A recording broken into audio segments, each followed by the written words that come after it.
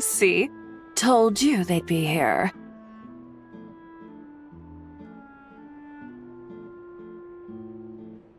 Xavier! Oh, and Shiori and Farina too!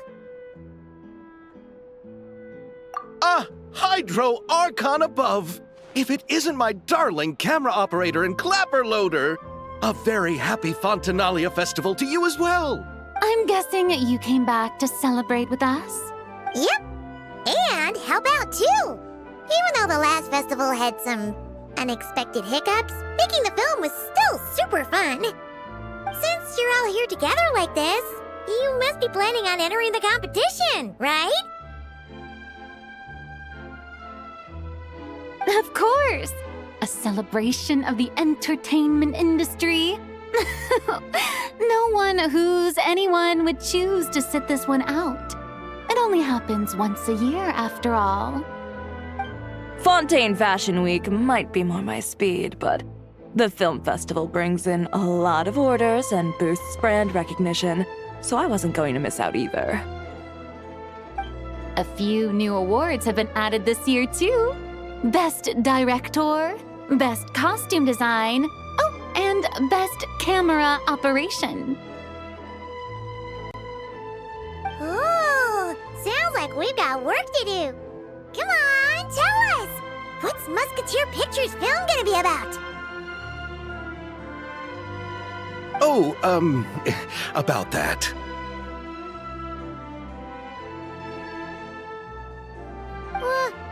What's wrong, Xavier? What's with that look? Oh, man. You weren't scammed by some shady investor again, were you? No. Even I'm not naive enough to fall for something like that again.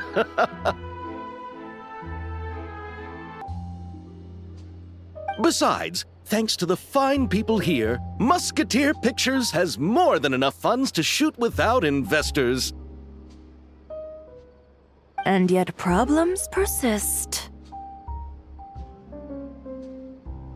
Huh? What do you mean? Well, we were planning to replicate our past success and shoot a film based on a popular novel.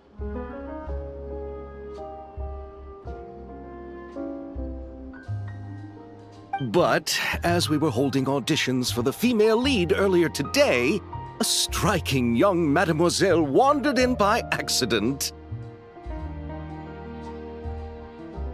Her disposition was simply ethereal.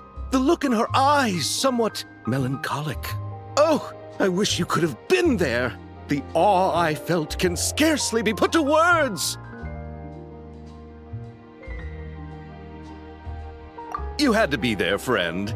No matter where she stood, it was as if her surroundings, even the air itself, turned into the perfect shot. Guess you found your lead actress, then? No, quite the opposite. My script is entirely unworthy of her.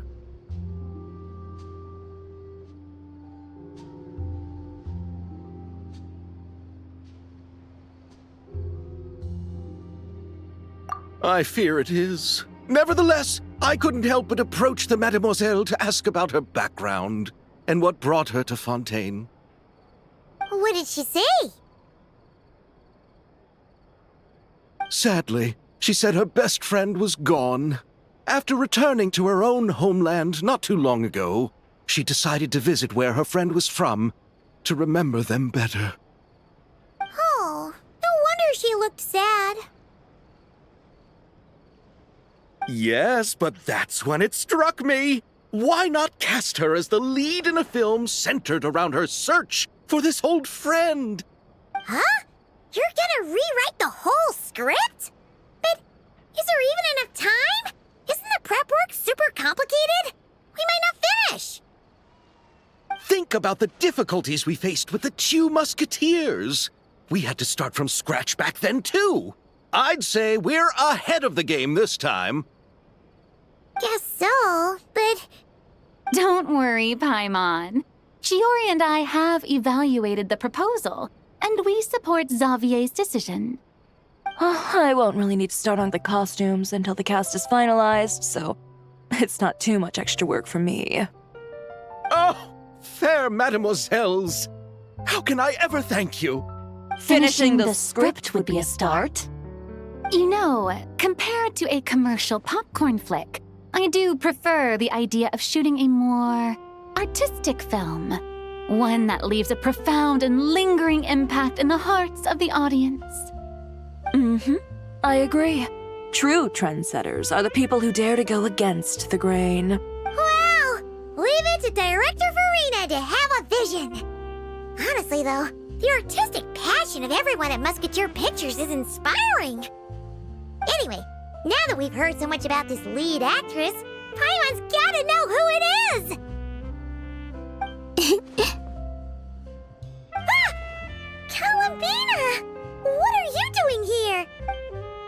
Hello. I was just walking past when I heard you talking about me, so I came over. Huh? You know Miss Columbina? Of course! Wait a second. Does this mean Columbina is the actress who inspired the whole rewrite?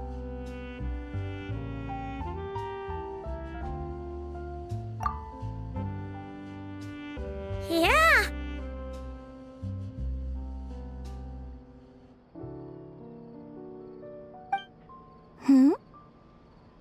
Wait, so did you make the trip by yourself, Columbina? Yes. I mentioned how I wanted to visit other nations once things settled down in Notcry, remember? So I went to the curatorium to ask Never for advice. She told me about the film festival in Fontaine and said it might be fun to visit. I spoke to Lauma before I left too, and she thought it was a great idea to get out for a bit. It's just, I received quite different travel advice from the two of them. Oh? How so? Well, Lauma told me to go out and experience new things and make new friends. What a wonderful suggestion. That's how a trip should be. What about Nefer? She said, don't trust anyone and don't talk to strangers. Yep, that sounds like her. I can understand that too. It shows this Nefer cares about you a great deal, Miss Columbina. Yes, so I plan on combining their advice. All I need to do is turn strangers into friends, and then I can talk to them. Huh. That kinda makes sense, but also not. Hey, Chiori. Oh, look who's back. Happy Fontinalia Festival, you two.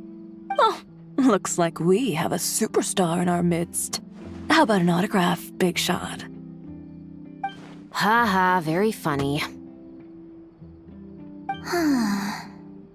All settled then? Yep, the Duke gave his blessing, and I cleared it with the Udex.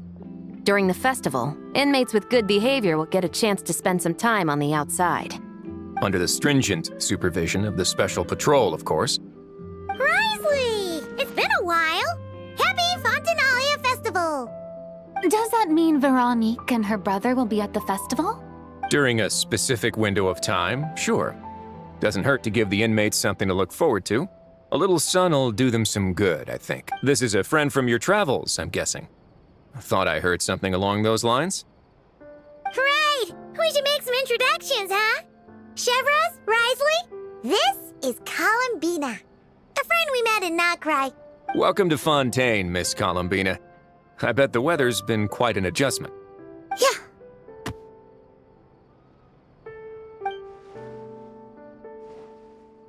And not the good kind, I take it.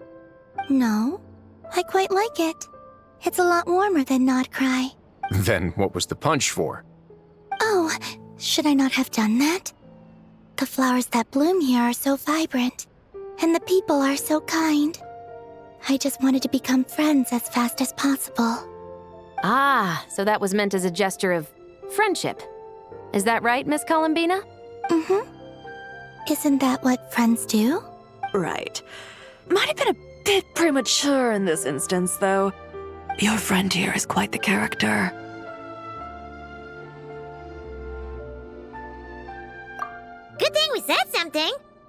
weren't seriously gonna go around punching every single person in Fontaine, were you? No, just the ones I wanted to be friends with. That's not... What Paimon's trying to say is, maybe keep the punches to a minimum until after you're friends with someone. If you say so. You're quite the character, Miss Columbina. So, are we friends? Of course. Any friend of the Traveler is a friend of mine.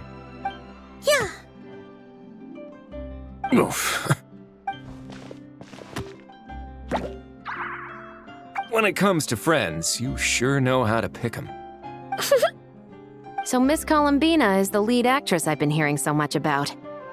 The whole thing about her aura is starting to make more sense. You gonna be part of the film this time too, Shivers?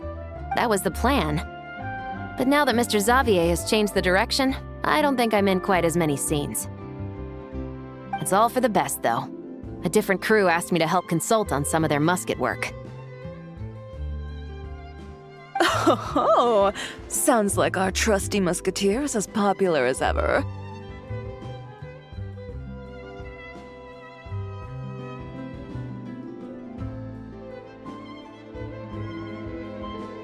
I'm just going where I'm needed. I'm more than willing to help with whatever this production needs as well. Ah, well, speaking of, would you happen to know if there are scenic locations around the court of Fontaine that other crews haven't booked? The festival's pretty popular this year, so there's not a lot left. You might just have to talk it over with the other productions and see if they'll let you squeeze in here and there. I see. Having trouble finding a filming location? Yes, we made a last-minute decision to go down a different route, so the indoor locations we reserved are no longer a good fit. And it looks like all of the best outdoor spots have been taken. You know, I might know a place. Good views, good atmosphere, and no production team has snatched it up. That sounds perfect! Where is it? You want me to reveal it just like that? Come on, let it be a surprise. As much as that sounds riveting, I think we should divide and conquer. You go do that, and Director Farina and I will take Miss Columbina around the city to discuss lighting and styling. Is that all right with you, Miss Columbina? Traveler? Yeah, everyone here is our friend. So don't worry about a thing and just focus on enjoying your trip. Okay. All right, then the Traveler and I will go check out this potential filming location. It might even give me some inspiration for the new script. I'll leave this to the Duke then. Until later, everyone. Maybe we'll run into each other on set. Okay then. Lead the way, Risley. Paimon's not built for suspense. Let's get this show on the road. Who said anything about roads? Huh?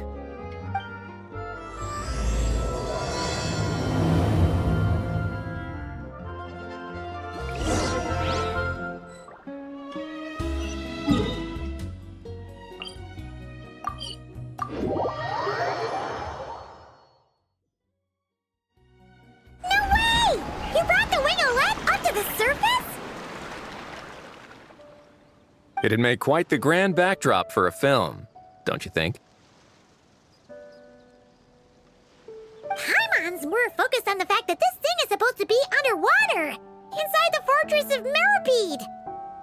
True. And keeping up with the maintenance on a vessel this big is a lot of work. It takes a crazy amount of manpower just to keep it up and running. Oh, Paimon kind of thought it just sat there until you needed it. I wish it were that simple. The truth is the maintenance costs on this thing are substantial, so we decided to rent it out during the festival to earn some extra mora. Besides, the inmates are the ones who keep it in good shape. Seeing the fruits of their labor put to use is a good form of social rehabilitation for them. Huh, you've really thought this through. What you think, Xavier? Is this a good place to shoot? Ah, I've got it! Good messieurs and mademoiselles, I've got it! Gonna take that as a yes. The beginning is the hardest part. and the opening of this film has been eluding me, but now I know just how it should start. Glad to hear it. Thanks for bringing us here, Risley. Don't thank me just yet. This isn't quite a done deal. Huh? Not a done deal as in someone already rented it out? You said no other production teams had snatched it up! This person isn't affiliated with a production team. The rental fee was high enough to scare off plenty of other film crews, but she didn't blink. Made quite the generous offer, and didn't even attempt to haggle. Do you know what she plans to use it for? I'd like to at least have a rough idea before going in to negotiate. I didn't ask for the details, but I did see what looked like a fishing permit and a business license on her desk. My guess is she's planning on using it for some kind of restaurant or aquarium. A floating restaurant is sure to attract people, but an aquarium sounds cool too. The views from the ship make it a great spot for a date. The winglet might not be under my command right now, but it's always nice to see her admired. A film is sure to drum up some good publicity as well. I do hope we can work something out with the current captain. Well, guess we should head over and talk things out then. Best of luck.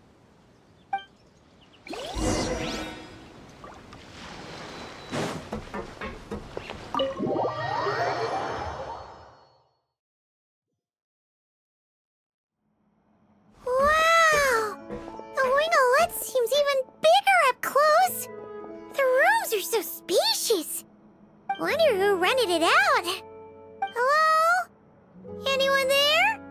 Perhaps the captain had business to attend to elsewhere. But why rent such a massive boat just to have it sit here without even leaving so much as a note? Let's try again. Anyone there? Hello?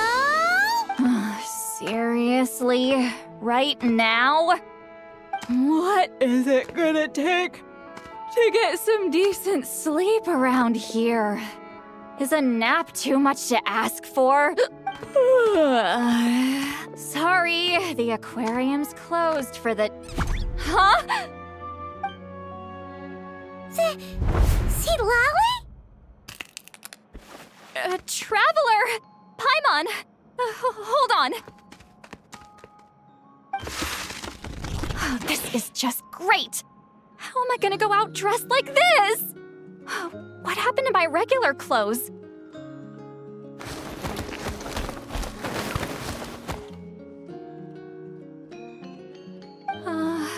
The wash!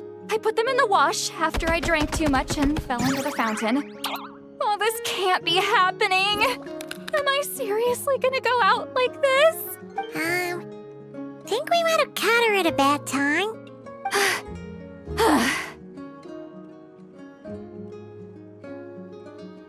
See Lolly? I don't want to hear it. Hear what? A single word about what I'm wearing. No comments, none. Is that clear? Oh, yep. Crystal. Huh?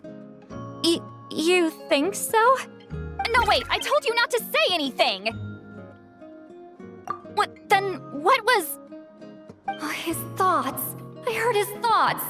How could I forget about that?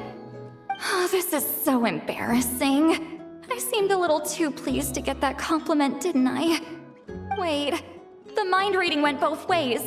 Does that mean the Traveler's hearing all this too? Oh, you clearly did! Huh? What did we do? Paimon's not following. Nothing. It's nothing. Let's just move on. Did you need something?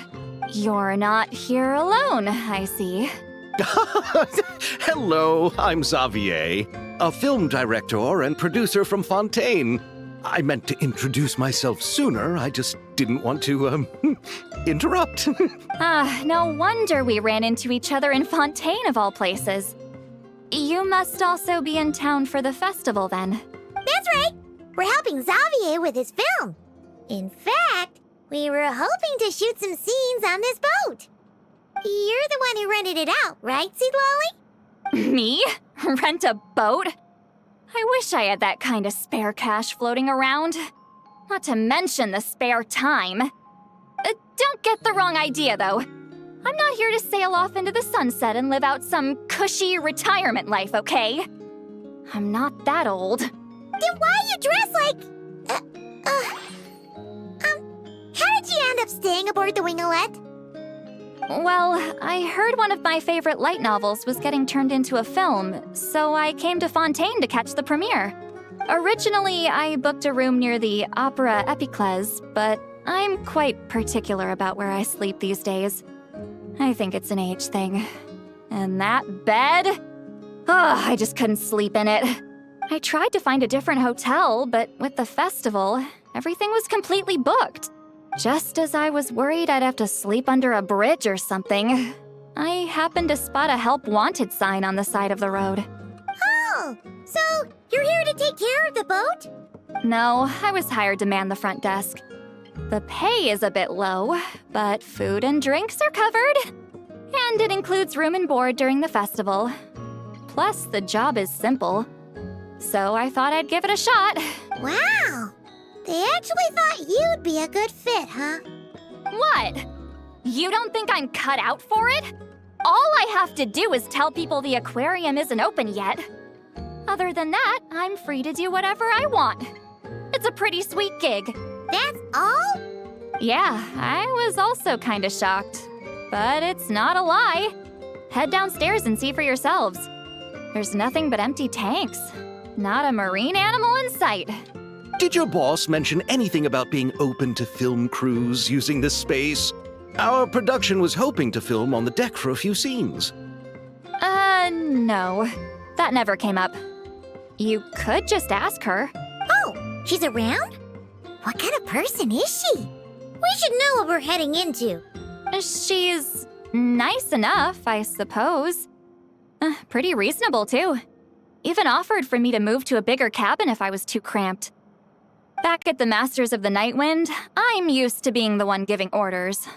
But working under her doesn't feel like being bossed around. She seems to respect what I think. Wow, she sounds like a great boss. She did tell me she'd rather not be disturbed, though. She's been working on an important project, so I'd keep it brief. Got it. Thanks for the heads up. All right, the captain's quarters are this way. I can take... Wait. But I'm wearing... whatever. I doubt she'll care. Just follow me. Miss Guillotin? These visitors were hoping to ask you about something.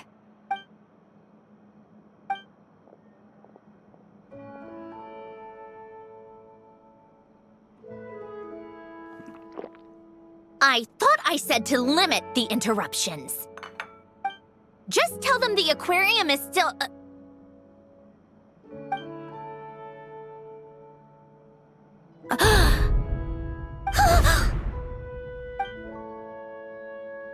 Sandrone? You're here! Huh? You know each other?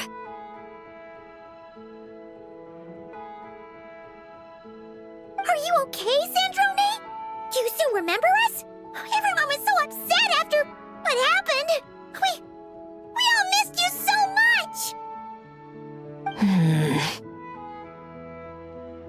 Miss Seat Lolly, why don't you escort this gentleman to the reception area for a cup of tea? I have something to discuss with these two in private.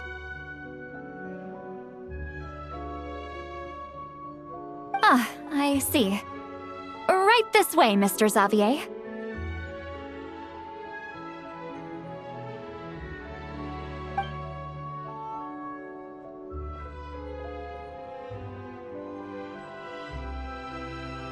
Sandrone? I really can't go anywhere without running into you two, can I? Are you okay? During the battle, your core... it was... Destroyed by that bastard Dottore. That's right. But as you can see, I'm fine now. No major issues. Or at least, there shouldn't be. Oh, what a relief!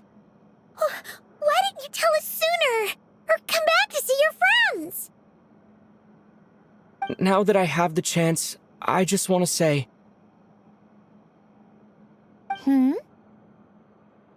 thank you for saving me. Huh? Don't get the wrong idea. I only saved you so we could complete that formula and defeat Dottore once and for all.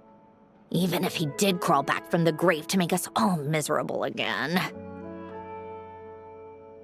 That doesn't matter. You're still a hero. All right. But it wasn't just me.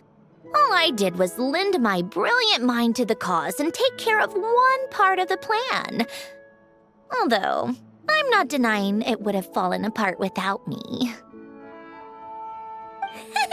You got that right. You're amazing. But how did you go from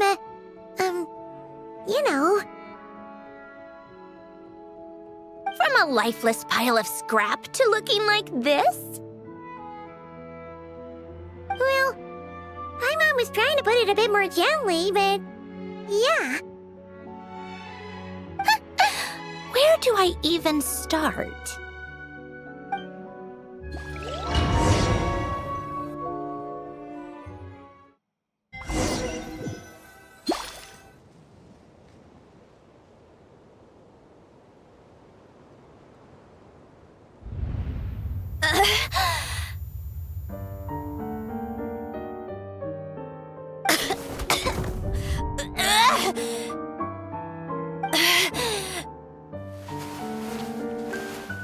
Where am I? Did we do it? How much time has passed? I'm not in one of that lunatic's experimental labs, am I? Wait, Fontainian decor. Books from the Research Institute. Phew. One thing at a time. Initiate self-diagnostics. Assess the extent of the damage. Cut power to compromised, non-essential components. Then reconstruct available action modules. Severe damage to the core. Dottore, you bastard. Polonia?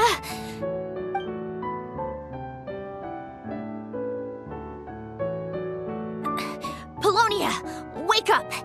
Activate! You're in even worse shape than me. Internal gears and energy circuits are barely intact. Extreme damage to the core, just like me. Rebooting is off the table.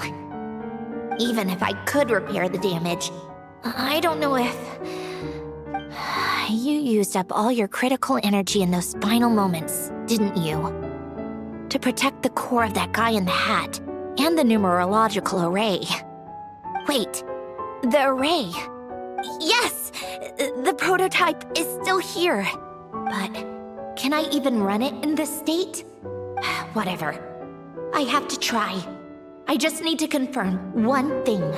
Activate the numerological array. Connect the computing core to my body. Just like I thought. It needs too much computing power.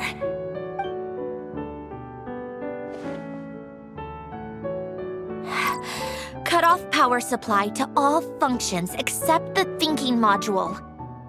Please. I just need to ask one question.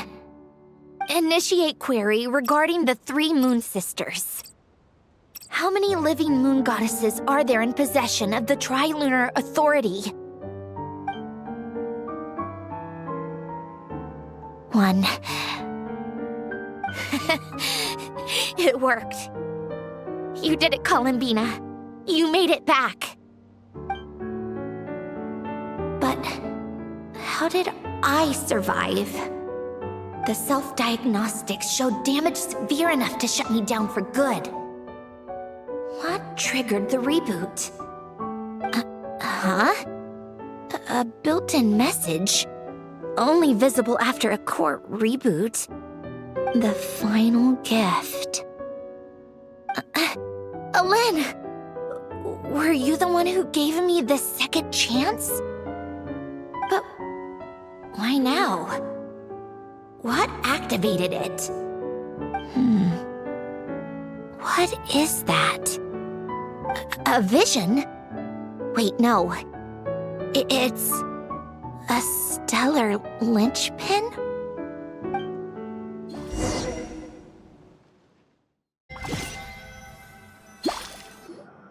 A stellar linchpin? What's that? You can think of it as a rare kind of vision. As for what causes one to manifest, well, that's still unknown. But in Snezhnaya, or in Afatui's research at least, it's believed to have some connection to the third descender. The third descender? We knew his remains were used to create the Gnosis, but this is the first we're hearing about a stellar linchpin. You knew about the remains? Right, of course. Look who I'm talking to. Yes, the heavenly principles used the remains of the third descender to create the 7 Gnosis as a means to consolidate the Archon system. Visions result from that same system, so extrapolating from there, it's clear that the manifestation of a vision is also, to some extent, related to the third descender. Still following? For those that wield them, visions serve as a means to channel elemental power. The same is true of stellar linchpins. The difference is that, when wielding elemental energy, stellar linchpin users often exhibit a unique kind of power that seems to come from beyond to that. It's believed that, when a stellar linchpin manifests, impurities from the remains of the third descender get fixed in place. Hence, the name. That's also believed to be the source of the strange power I just mentioned.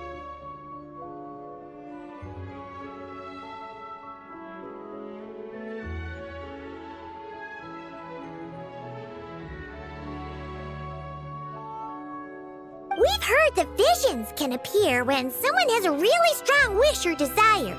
Stellar linchpins sound kind of similar, so does that mean... Huh? Oh, don't look at me like that. I've never had any grand wishes or aspirations. Just a list of things that drive me up the wall.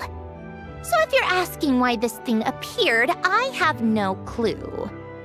All I know is that without it, the gift Alen left me, this built-in second chance, never would have triggered. The damage to my core was too severe. But thanks to the stellar linchpin's manifestation, it did trigger. And after my core rebooted, I was able to repair the damage to my body.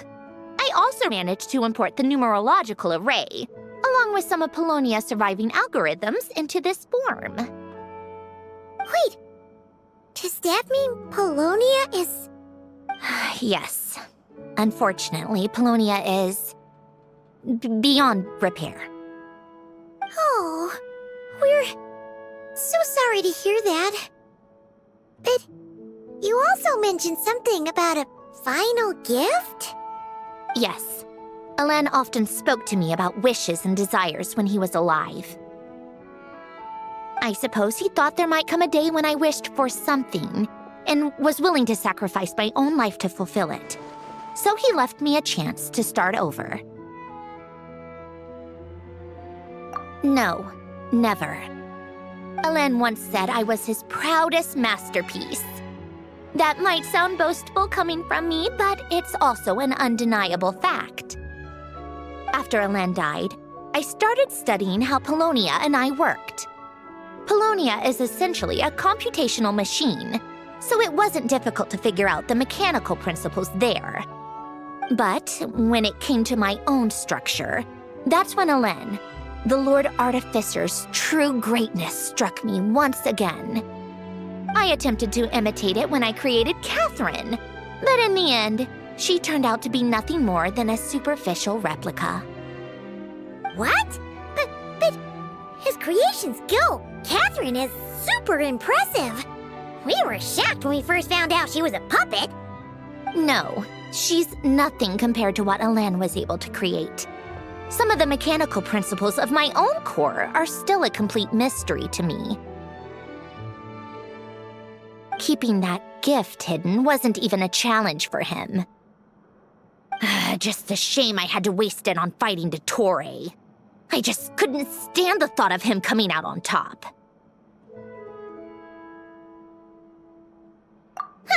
If you put it that way, the world owes me a whole lot then, doesn't it? Wait, but all this still doesn't explain what you're doing here.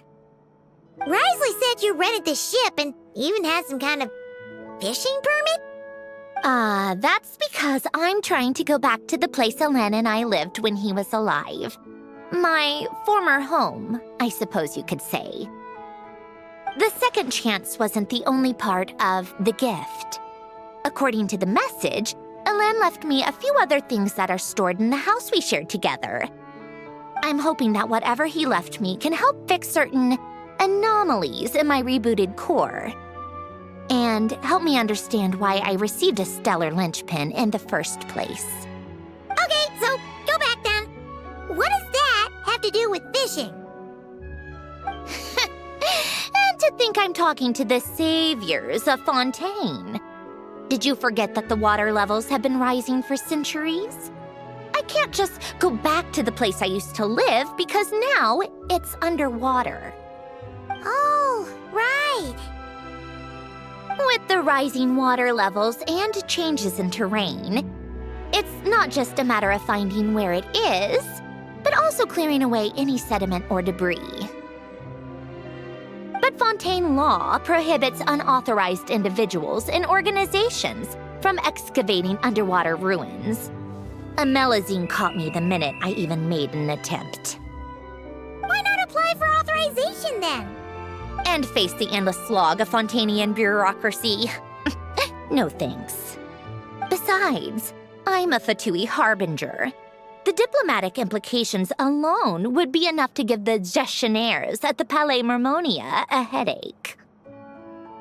A fishing permit, on the other hand, isn't difficult to obtain at all. Minimal paperwork required, and under the name Guillotin, the application was a cinch. So you're exploiting a legal loophole? Am I? That underwater home belongs to me. If I happen to chance upon it while doing some fishing, what's the issue with that? Of course, I do have to catch some fish to put in the aquarium, just in case the gestionnaires come to check up on things. That's also the reason I hired someone to man the front desk. Huh? But isn't that kind of a waste? He went to all the trouble of getting a business license and rented out this giant ship. Just for show? If you want to run an aquarium that bad, be my guest. Use the facilities however you want. I'm certainly not going to stop you. All I want is to go back home and see what other gifts Elaine wanted me to inherit. Hold on. Enough about me. What are you two even doing here?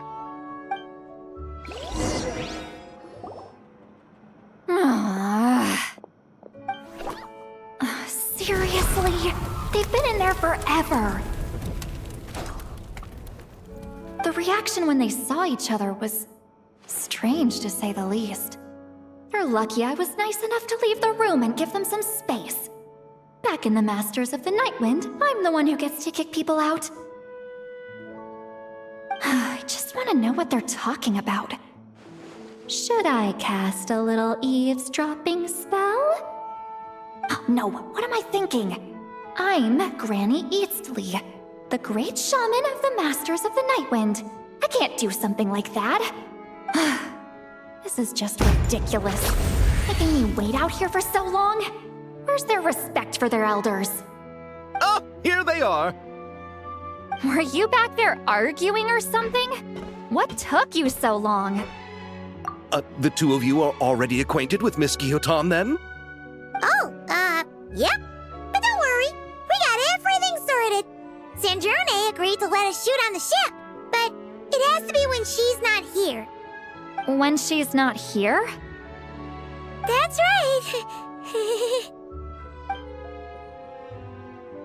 You'll excuse me if I didn't exactly ask for this little reunion. I wasn't planning on seeing anyone. Like I said, my core is severely damaged. Even with the gift, there are anomalies that are making things unstable. I don't even know if I can continue to function without issues. So the priority is to fix these anomalies and get answers to my own questions. Then, I can see the people that need seeing. Anyway, just let Sandrone know when you plan to film Xavier, and she'll, steer clear. I do hope I'm not causing Miss Guillotin too much trouble. No! She just wants to keep a low profile for her own, complicated reasons. She doesn't want anyone else to know she's here. Understood. I'll be sure to keep that in mind. Oh, and see Lale? Huh?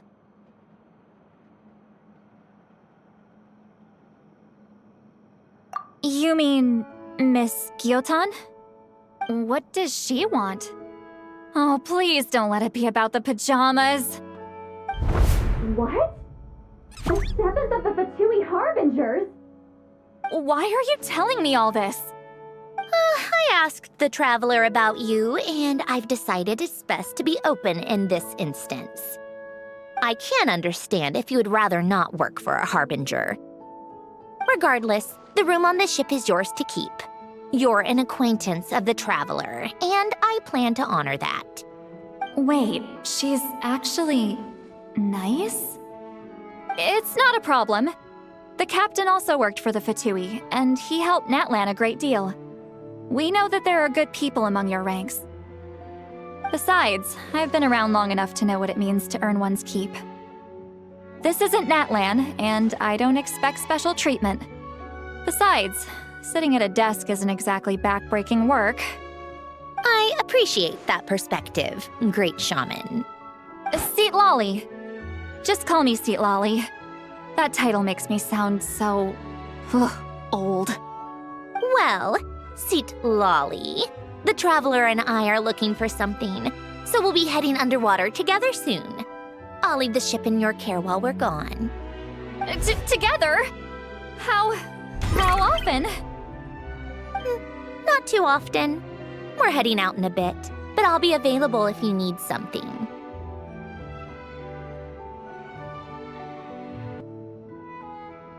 You couldn't, go alone?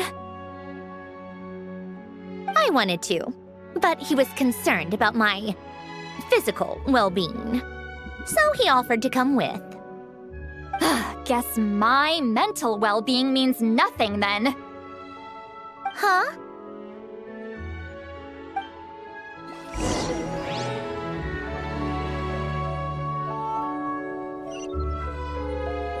Bow your head.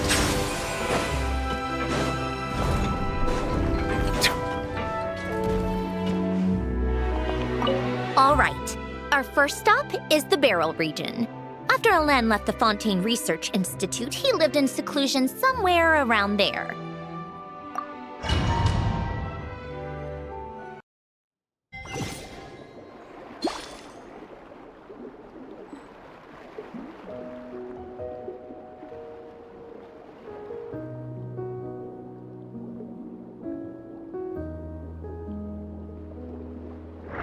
Huh. This place has changed a lot. Guess I really have been gone for a long time. Let's look around and see what we can learn. Oh, and don't forget to catch a few to take back. We need to keep up appearances, remember?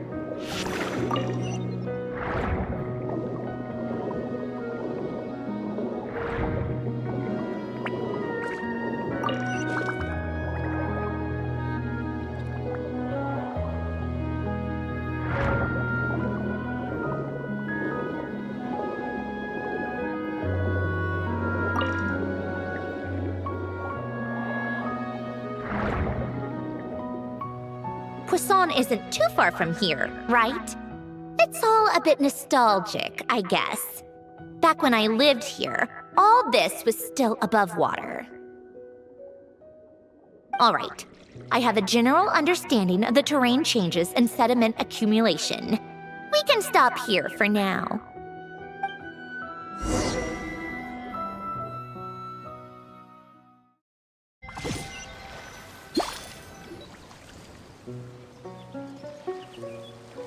That went smoother than expected.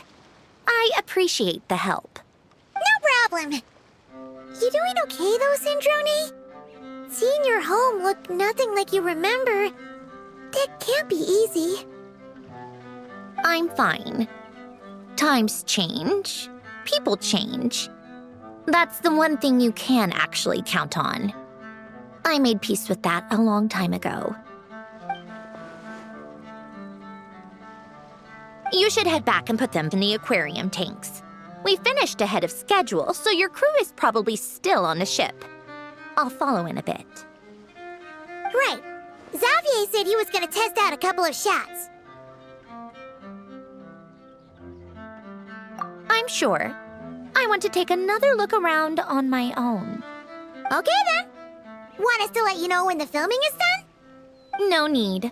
Columbina relies on Kuvaki to perceive her surroundings. In Nodcry, her senses are heightened because Kuvaki is everywhere.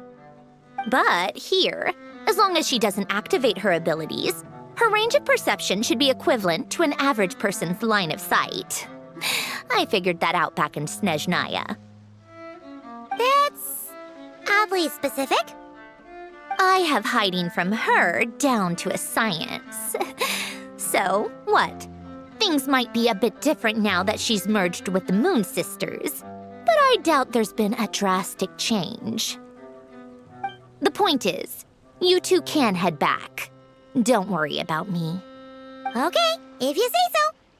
Come find us on the ship if you need anything.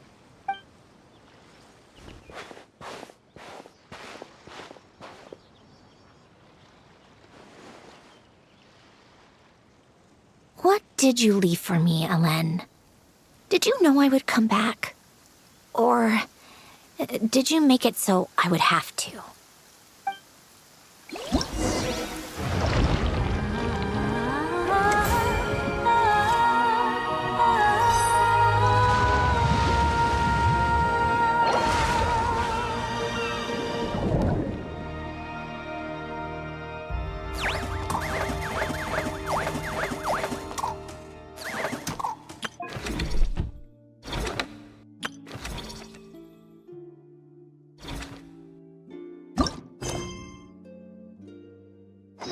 I see the value in my own work, but I also see the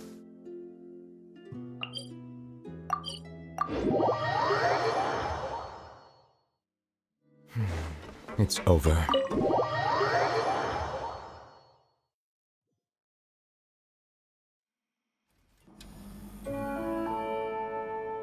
Xavier, we're back! Shh! Quiet on set! They're filming over there.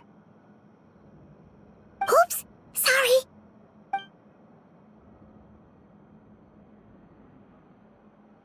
What's your take, Detective?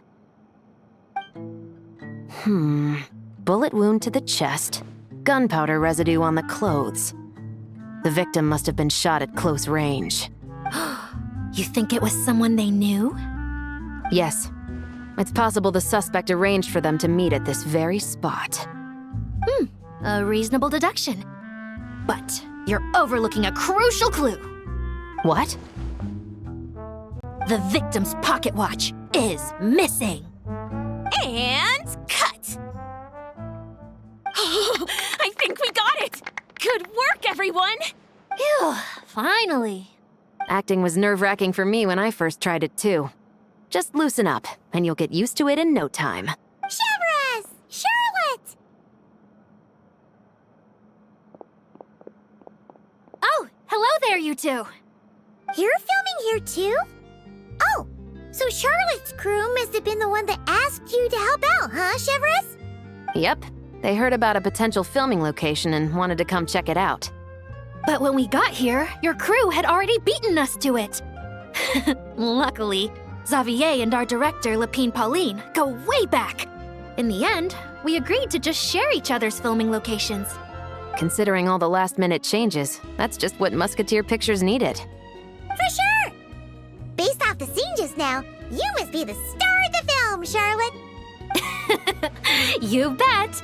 This detective costume really suits me, don't you think? Oh, for sure.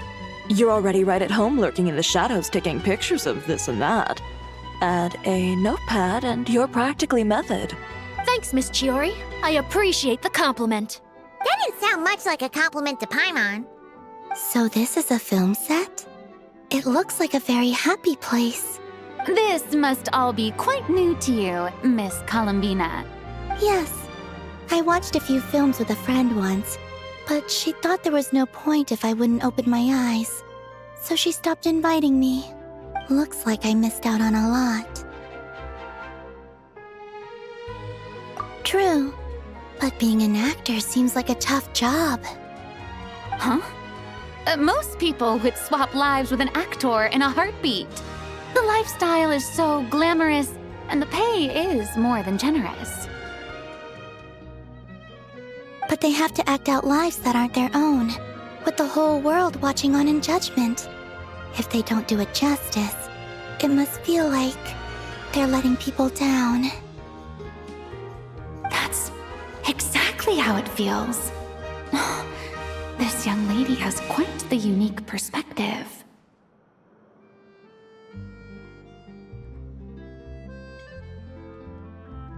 Well, that's true. But these actors are here because they want to be and they think it's fun. Most of them, at least. Not to mention, the film we're shooting is based entirely on you, Miss Columbina. You just need to be true to yourself. I don't have to pretend to be someone I'm not? Not at all. Authenticity is what we're after. For example, this first scene opens with you on the boat, sailing to your friend's homeland. You just need to think about that moment in the story and picture how you would feel. Oh, okay. We're all here? Wonderful! Let's head to the deck and get shooting. Oh, and this is for you, dear Paimon. Your clapperboard. Whoa! Is this the same one Paimon used for the Two Musketeers? The very same. I saved it just for you. Thanks, Xavier! Feels like being reunited with an old friend. Of course! That said, I have a different job in mind for you this time, Traveler. Our film is focusing on a single protagonist, so conveying the subtle changes in her state of mind is of the utmost importance. In addition to the actor's own performance, another way we can convey that is through lighting. Huh? But there's already a lighting specialist, isn't there? Yes, but it's clear the Traveler and Miss Columbina share a deep bond. You might have a better chance of understanding her frame of mind in certain scenes. Oh, that makes sense. So, what do you say? Willing to take on the role of lighting specialist? It's settled! I leave the job of translating our leading lady's inner thoughts in your capable hands.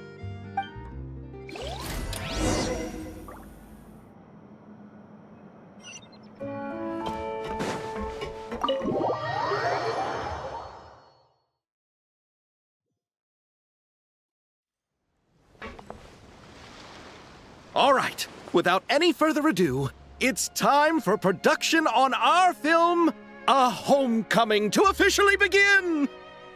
Turning it over to you once again, Director Farina. All right. Positions, everyone! Camera operator, clapper loader, get set up.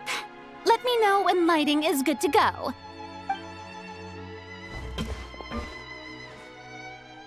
All you need to worry about, Miss Columbina, is hitting your mark. Other than that, just focus on immersing yourself in the emotions of the moment. Okay. Good. Lighting, are we ready?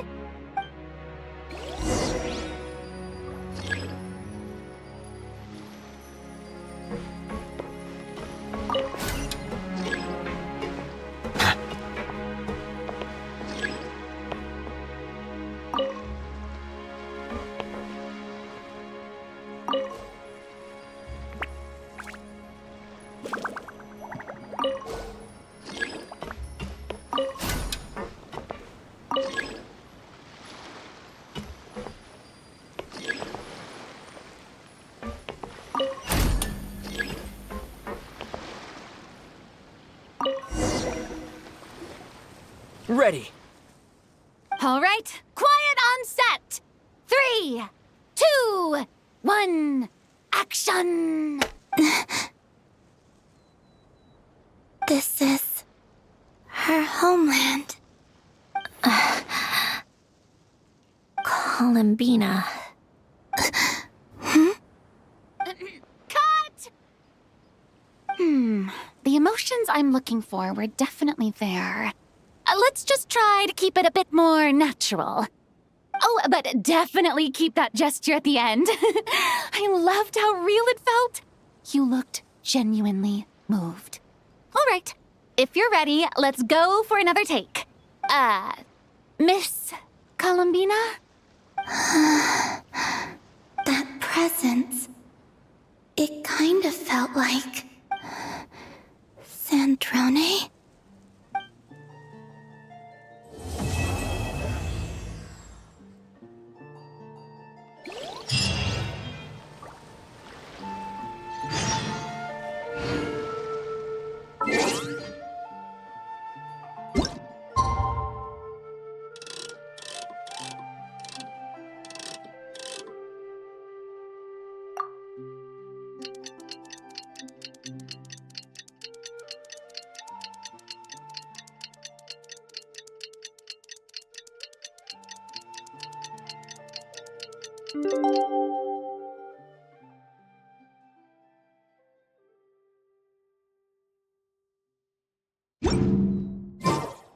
Melusine. Sandrone said that if everything goes smoothly, we should be able to pinpoint the exact location of her home today.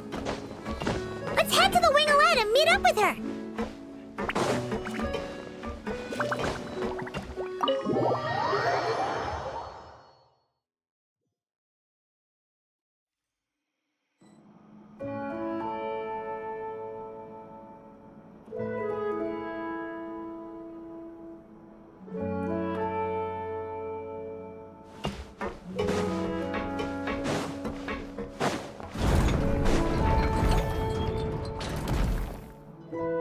You're here. We should get going then. Xavier and the others should be filming soon. How's it going? Have you managed to figure out the location of your home yet? I've narrowed down a few potential locations. We just need to take a sample from each one. Once the equipment analyzes them, we should know the exact location and where to find the entrance. Great! We should get started then.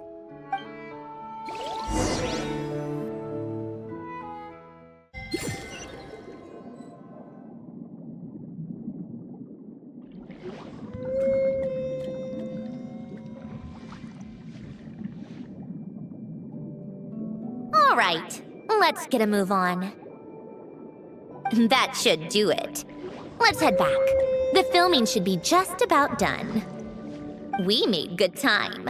We might even know the location by the end of the day. You sound pretty happy about that. Do I? I suppose I've just had enough of these anomalies I've been dealing with. The sooner I can fix them, the better. Anyway, enough chit-chat. We have work to do. Oh, but let's head in through the side door. I don't want to run into the crew on the deck.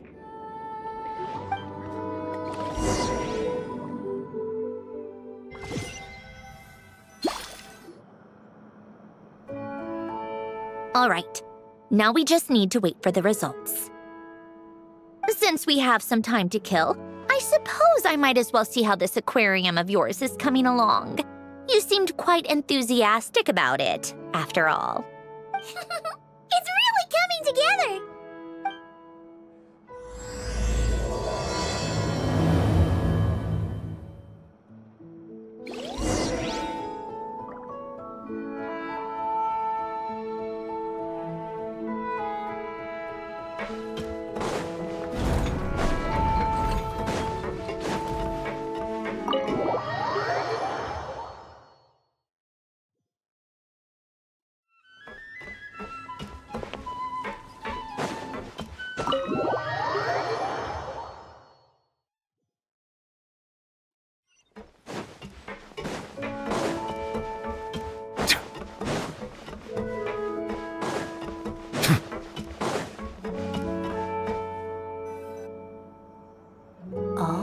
Oh, kind of impressive, actually.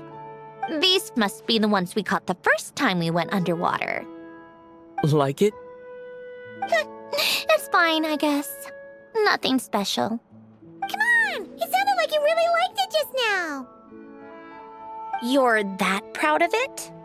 Is this a sense of accomplishment or something? Well, yeah. And it's pretty. You know it's gonna be gone soon, though, right? What do you mean?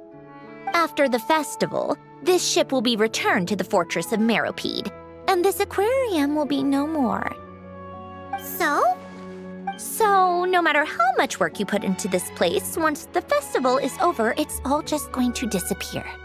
But not making the most of it when we have the chance is an even bigger waste! But if you know it's all going to be gone one day, why even bother? Well, because... Because you still get to keep the things you gain along the way. And those are things that can never be replaced. Doesn't that make losing them even harder? Well, if you put it like that...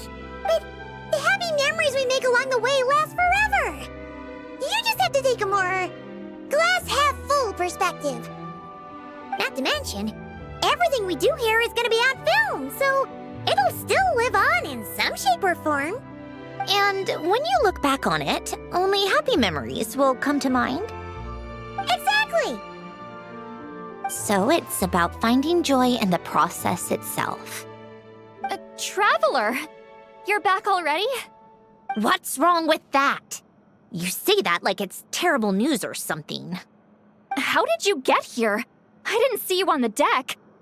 Oh, never mind. We need to help Miss Guillotin hide ASAP. The crew is heading over here to shoot any second. What?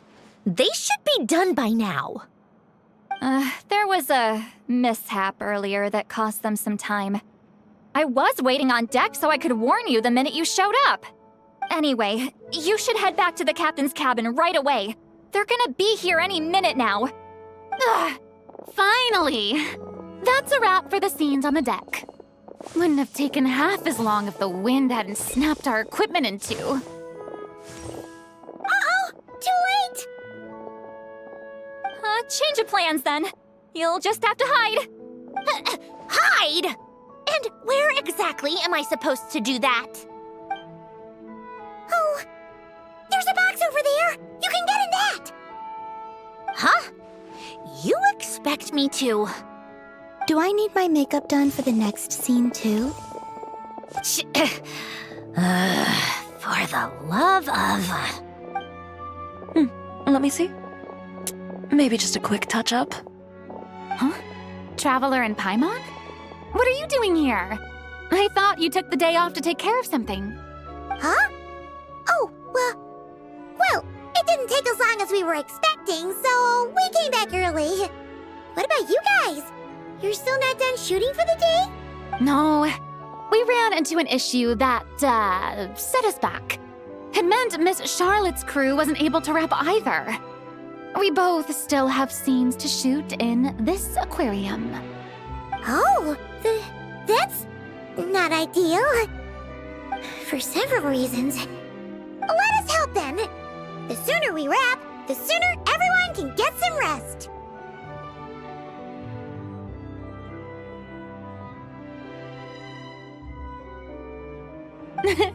All right. Thanks, you two. Miss Charlotte's crew can go first then. If I'm not mistaken, you still have a night shoot later. Thanks, Director Farina! Of course. Fellow artists should help each other out where we can. Agreed. Well then, camera, lights, get set up. Actors, give your lines a quick once-over. Let's try to get this in one take.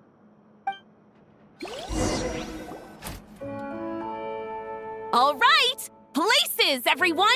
And 3, 2, 1, action! So, the story ends like this. But when Duke Saint Germanus departed, he clearly said that everything was beyond redemption.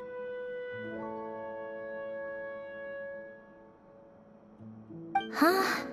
That sounds familiar. Wait, it's from that novel I came across while researching the numerological array. He's only a genius when it comes to mechanics, and everything else, he's just an ordinary person. Tch. Huh? What was that noise? Whatever, I'll just fix it in post. Miss Jacoba, please don't speak as if I were the accomplice. Not so hard. This box isn't sturdy enough for that. This is why I keep saying, don't put too much trust in Clockwork Mecha. Unlike humans, machines don't have a heart. A heart? That's right. It's what's on the inside. It's also referred to as someone's soul, or likened to free will. You can think of it as a person's core, what makes them unique. In general, though, people don't believe machines are capable of having a soul. You said my emotion module was faultless. It is, but that's not quite the same thing. Do you think I have one then? A heart? I don't think so.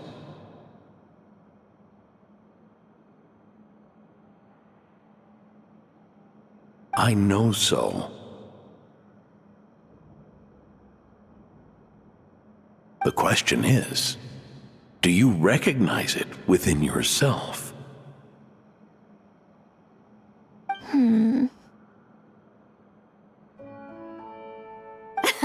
That's where you're wrong. I can't believe this. Forcing me to hide in a box and listen to this drivel. Me. In the end, clocks tick through tranquil years. Fish swim in crystalline springs. No matter how grand a dream is, it will fade away like this. Forlorn, wordless, silent. And cut. Whew, that was a long one. What did you think? If she makes them do another take, I'm going to flip a lid. And not just the one to this box. Oh, there were some weird audio things going on, but acting-wise, it was great. It's a keeper. Perfect. That means I can get out of this box. It's our turn.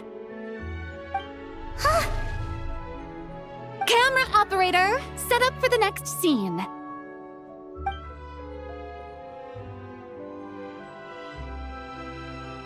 In this one, our protagonist peruses an aquarium in a foreign land and gets swept up in memories of her friend. So, in terms of lighting, that's the vibe we're going for. Got that? Shoot, Paimon thought there'd be a break and Zandroni could slip away. What are we gonna do now? break a leg. Yep, we're headed off to shoot our next scene. All right, quiet on set. We're about to start rolling. Ready, Miss Columbina? Miss Columbina? I think she would like this.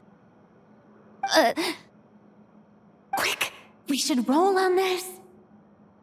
It doesn't forage with the others, or prey upon its smaller kin.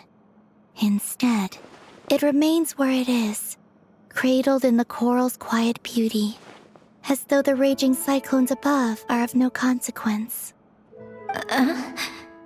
And yet, she still stood before the cyclone in the end. So I think that story has it wrong. She is no different than us. She has a heart. Columbina.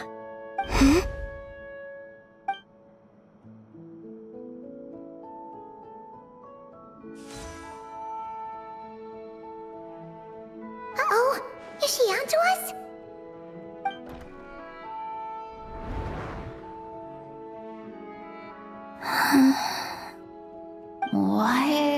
she doing?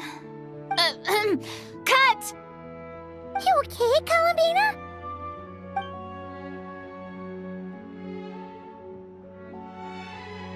Hmm? Oh, yes. I just thought... Why don't we take a short break? It's been a long day of shooting so far.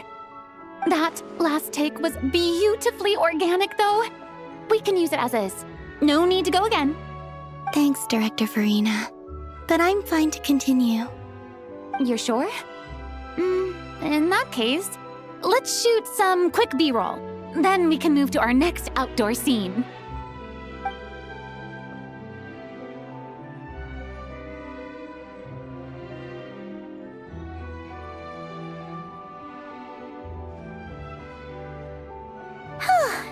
We're in the clear this time. Ugh! Absolutely suffocating! You okay, Sandrone? Right as rain. Come on, let's go check the test results. It's time for me to go home.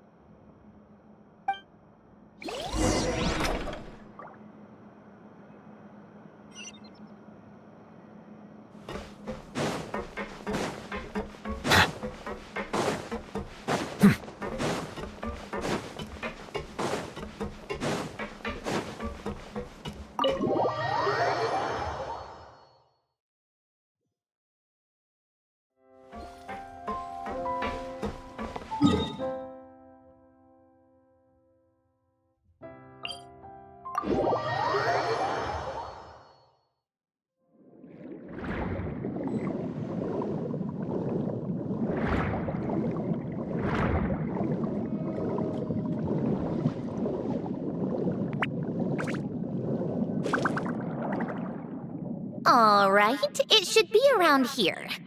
Give me some space. I'll activate the water insulating mechanism.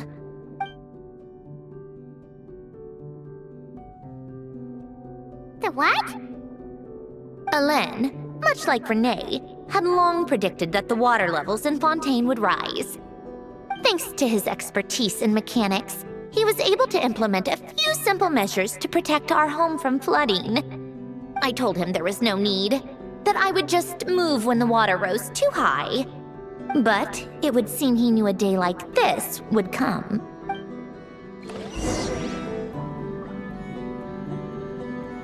All right, the silt has been cleared away. Go activate the mechanism for the first sluice gate. That will fill the empty middle chamber with water. All right, now turn on the drainage mechanism in front of the second sluice gate, and this chamber will become empty once again.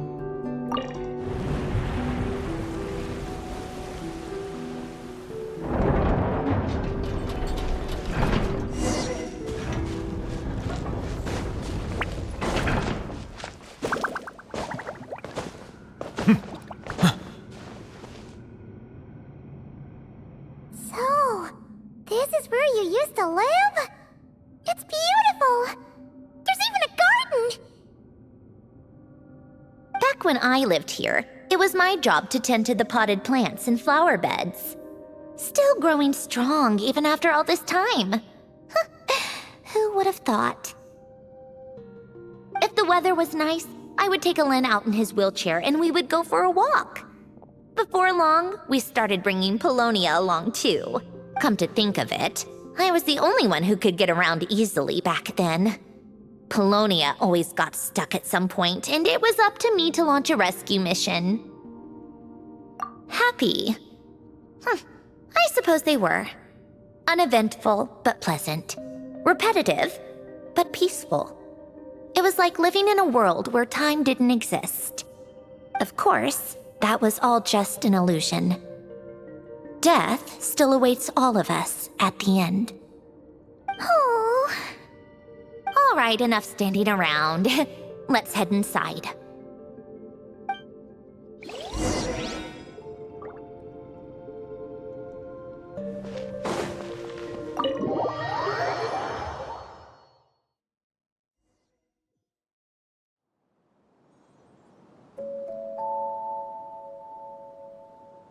Yep, this place is exactly how I left it. Nothing has changed. What is it? Huh? How did you get... Oh, Arlecchino gave it to you, didn't she? And you... read the whole thing. Just so you know, a lot of that was written a long time ago. At that very desk, to be exact. Anyway, since you've already read it, you should just hold on to it. I can always start a new one. Well, feel free to look around. I'm going to start looking for the gift Ellen mentioned. Oh, but be careful with the stuff around here. I'm not saying you can't touch anything. Just try not to choke on the dust. Polonia.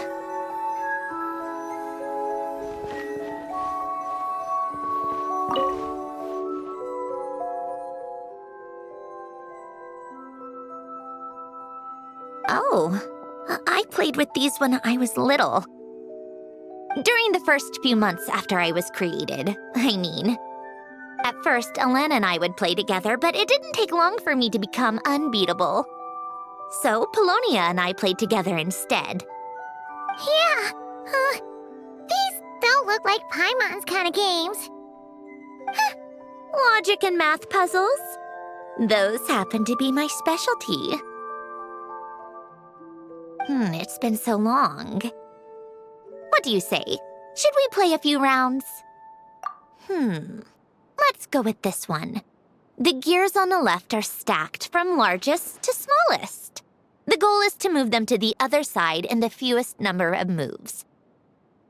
Just remember, you can't stack a bigger gear on top of a smaller one.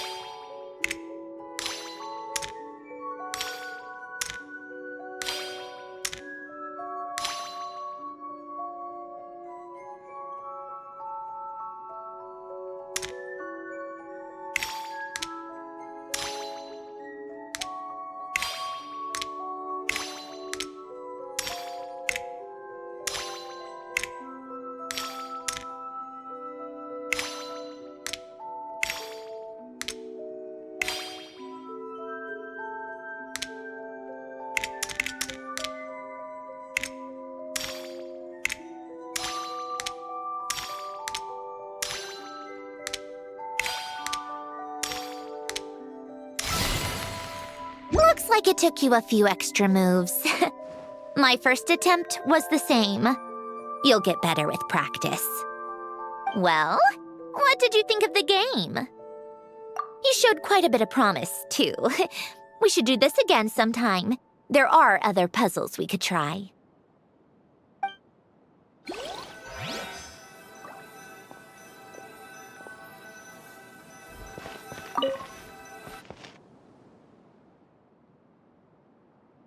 Oh, these are some of Ellen's drafts from his later years. Just casual doodles, really.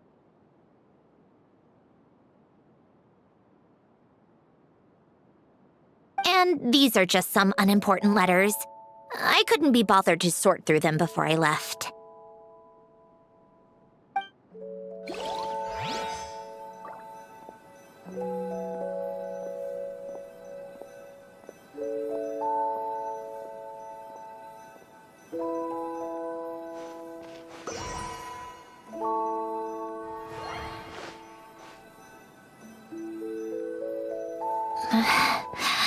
Polonia.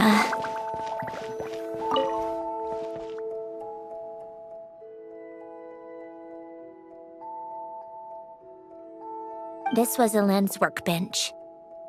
Later on, of course, it became mine. It's where both Polonia and I were brought to life. Before Elaine was bedbound, this is where he would teach me about mechanics. I would sit and listen, chiming in with questions here and there. Later on, when he got too sick, I took over and would work on Polonia here.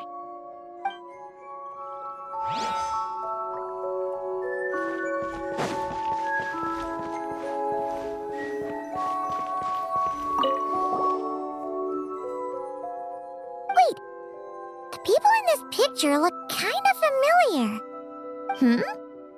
Oh, this was taken when Elaine and Renee were both still at the Fontaine Research Institute, before their falling out.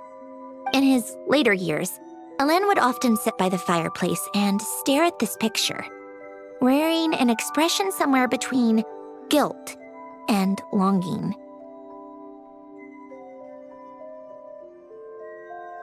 He said he sometimes regretted not helping his friend when he needed it most, even if just to stop him.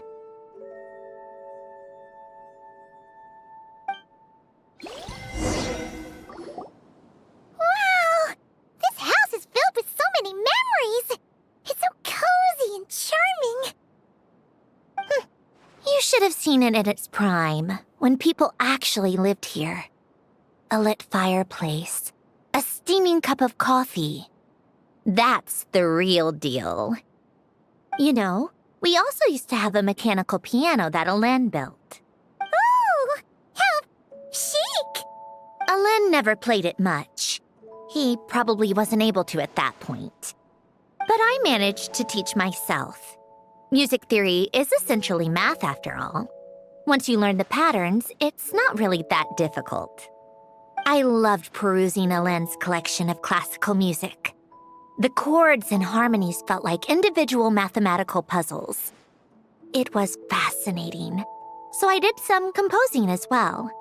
But as Elaine continued to deteriorate, even the sound of music began to grate on his nerves. So I got rid of the piano. Aww. Back then, I assumed a piano was like an ordinary clothing rack, commonplace in every home and easily replaceable. It was only after I left that I realized how hard a good piano is to find. Enough about that. Elaine's gift should be just in here. The only things undisturbed before I left were a few of his personal belongings.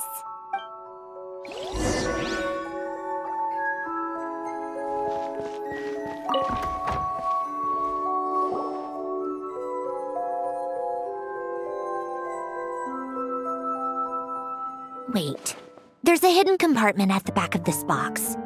Looks like it's locked with some kind of gear mechanism. Knowing you, Elaine, I'm guessing it goes like this, then like this.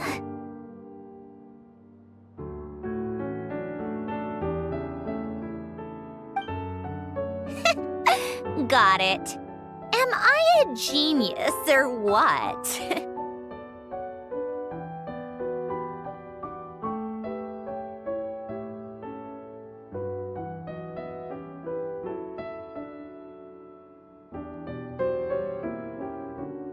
Let's see here. A box?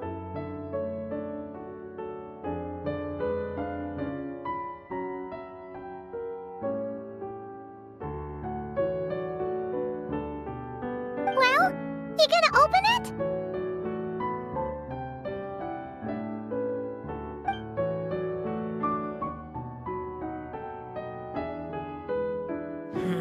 It's heavier than I was expecting. Just how much stuff is in here?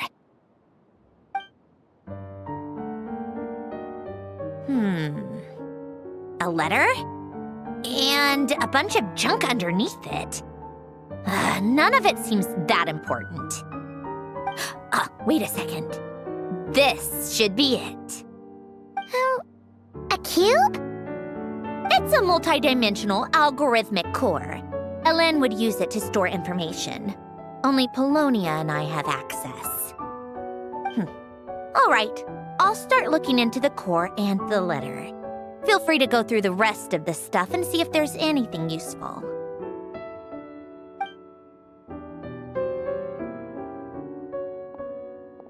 Okay. Hold on. There's another picture in here. This one has writing on the back.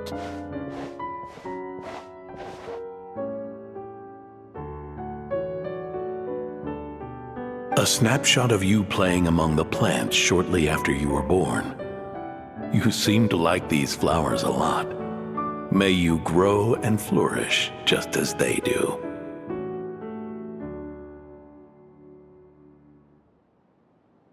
Huh?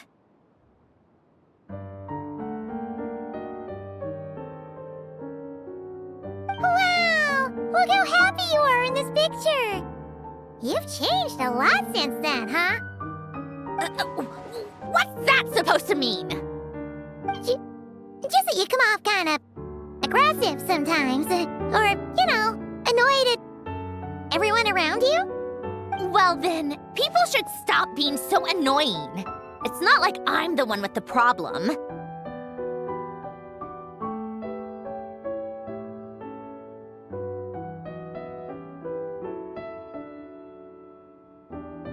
Of course not.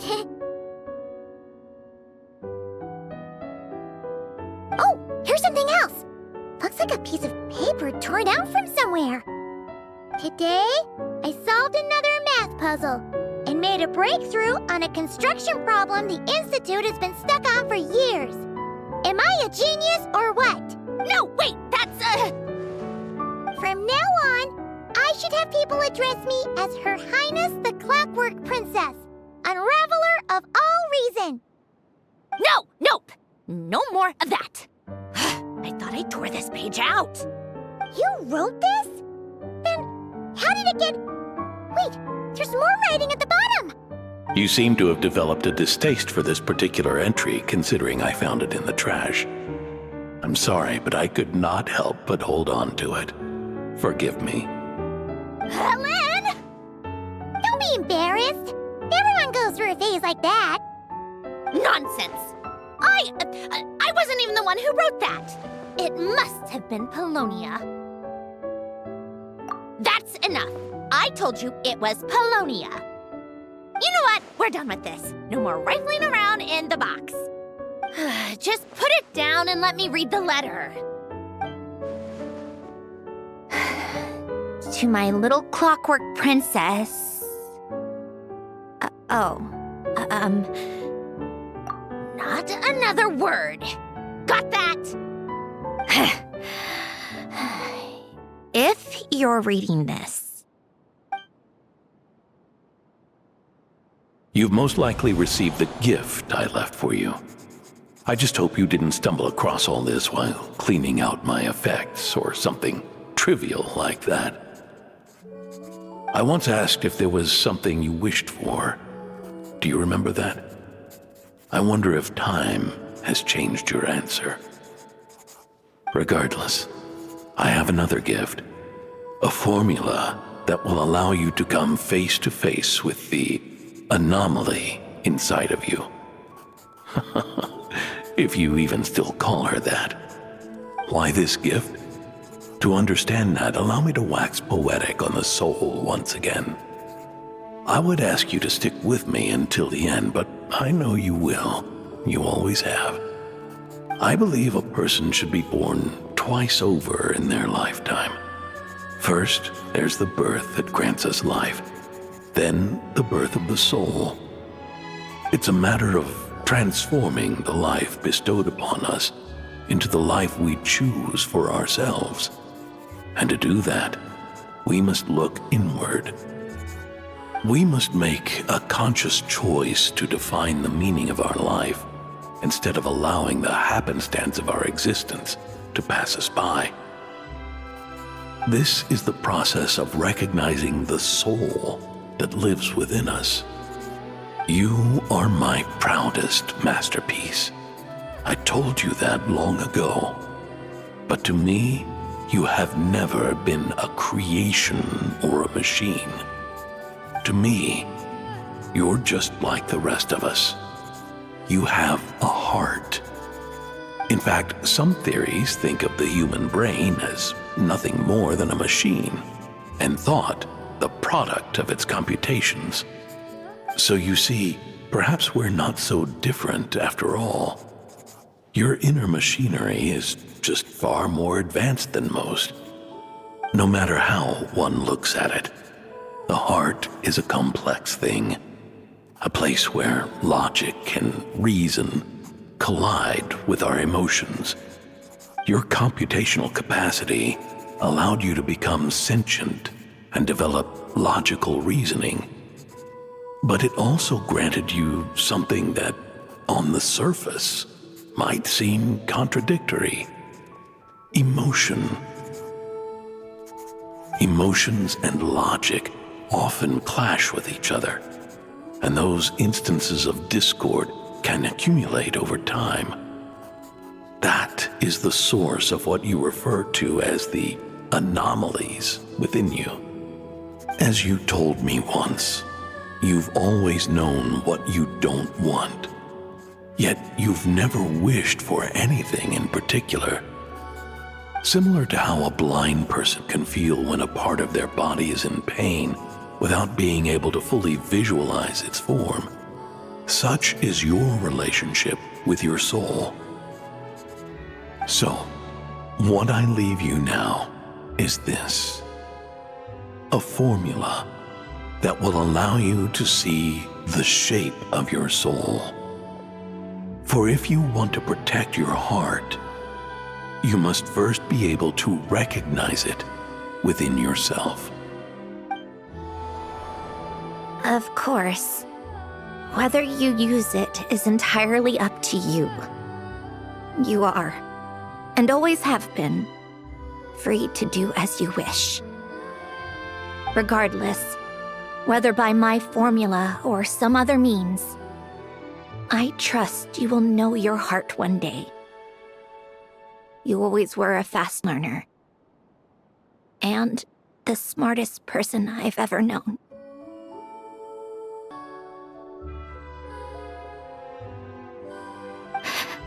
Ellen.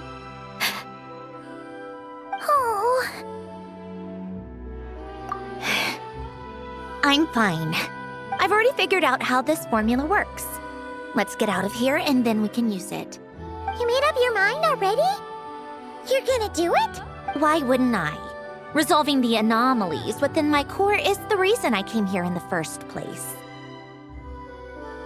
No, I can do this on my own. But, do you want to watch? What do you mean?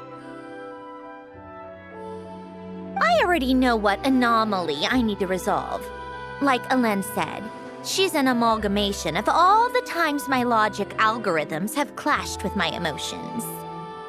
And by resolve, you mean that literally, or...? Yes. But if you, let us in like that, wouldn't that mean letting us see a bunch of your, you know, inner thoughts and secrets? If what Alen said is true, then I'm about to be... born anew. Or whatever. This is your chance to be lucky enough to witness it. Besides, you already read my whole diary. When it comes to keeping my innermost thoughts to myself, well, I think that ship has sailed. You really sure about this? How many times do I have to say it? I finally let you in as... friends, and you want to question it. I'm not gonna offer a second time. Enough with the mushy stuff. Just follow me.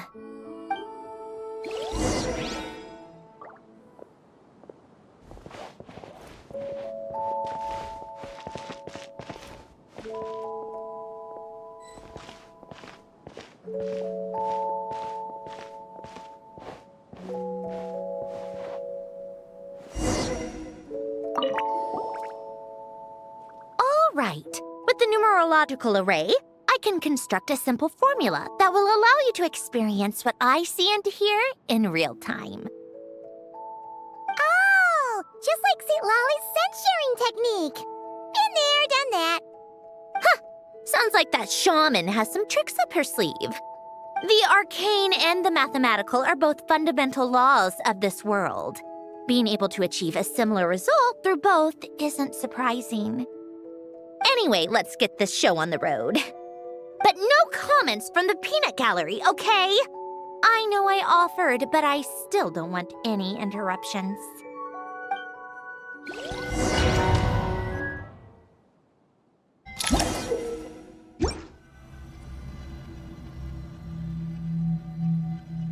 Is this my heart? No, it's probably just the result of a lens formula. A space dedicated to resolving anomalies. Huh. But it looks like the walls are all... mirrors? You made it. About time. Is that me? From the past? You just spoke of anomalies.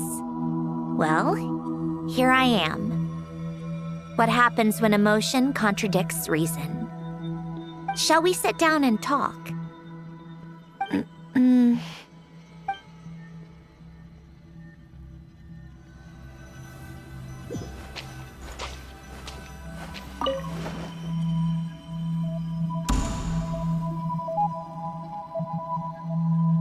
That should do it. Hello? My name is Alain Guillotin. Can you hear me? Brings back memories, doesn't it? The time we spent here. Here. I want you to have this. A notebook? You can use it to write things down. I don't need to write things down. I have unlimited memory. Even so, some things are more important than others, right? You can use it to write about the things that matter. So you wish me to carry out a basic priority sorting operation? I suppose you can think of it like that for now. But journaling is also an act of finding oneself. Much like we use wooden stakes to guide a plant to grow in a certain manner, what we choose to write down gives the soul much-needed direction. In the act of choosing what to forget and what to hold on to, we decide what kind of person we want to become. I don't understand. Like I said earlier, I don't need something like this. This is where we were born, where our life began. Mornings of tending to the garden, afternoons spent cleaning, reading, or studying, evenings of cozying up by the fire, listening to Alain share stories about his past. Alain. What is it? What are you drinking? Oh, this? It's coffee. It, makes me more productive. I want to try it. Oh, okay. Here. Bitter. Speaking of, why did you design me with senses? Taste, smell, touch. Well, I'm not quite sure. It just felt like the right thing to do. I suppose I hoped you might have a life of your own one day, and that you deserve to experience all life has to offer. Oh. Still bitter. But the smell is nice. I thought those peaceful days would go on forever. You know that's not possible. Maybe. But how was I supposed to know the end was just around the corner? That was just bad luck. Was it? Well, it certainly became a pattern, now didn't it?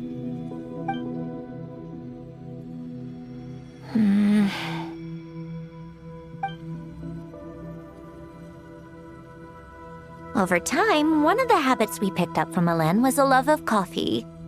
We even took to hosting tea parties. A machine acting like a human. Kind of laughable, right? I suppose that's just what I'm used to. Yeah, that's just what we're used to. Hey, this place isn't half bad. Great spot for a party. More and more people seem to be showing up to my tea parties uninvited. Anyone care to explain? Can you blame me? I saw Columbina leading Capitano somewhere, and I had to see what that was about. I had simply asked Columbina where I might find Arlecchino. I have business to discuss with her, and Columbina suggested looking here. Tartaglia and I were unaware that this was a private gathering. Apologies for the intrusion. It won't be for long. Whatever. Just add it to the list of annoying things that have happened today. What's one more? Since you're here, you might as well stay for a cup of tea. See? Told you she wouldn't mind. Much obliged, Sandrone. Well, look who we have here. Good thing I brought extra desserts. This has turned into quite the occasion. Capitano, I was just about to go find you. Pardon the intrusion.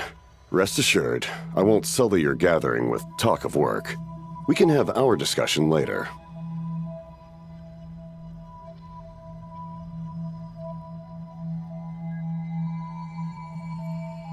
Spoken like a true gentleman. A certain unmannered 11th seat could learn a thing or two. You know, you really should start being nicer to me, Rosaline. Or I might just snatch that 8th seat right out from under you. I'd like to see you try. If you're gonna fight, take it outside. The only mess I plan on cleaning up is tea-related. I still don't understand how our quiet afternoon turned into such a crowded gathering. One by one, people just kept barging in. And then, one by one, they left without a word. Yeah, pretty annoying, huh?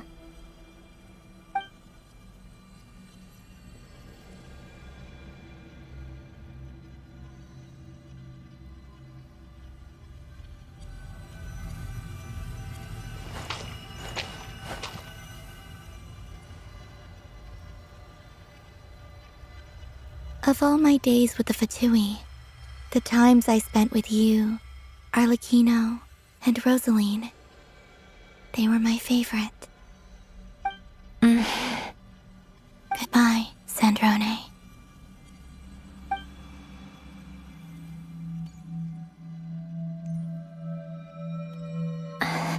Don't go, Columbina.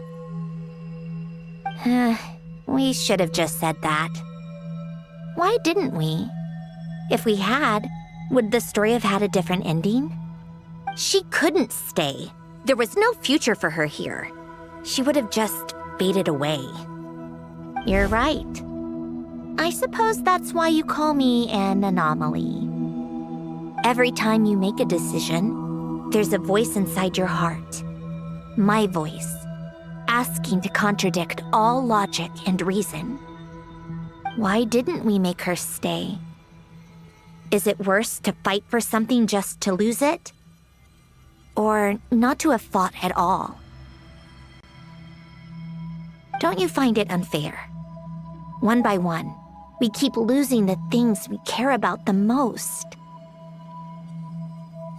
But in the end, whether I want to fight for something or cry over all we've lost, you just push it down and pretend not to hear.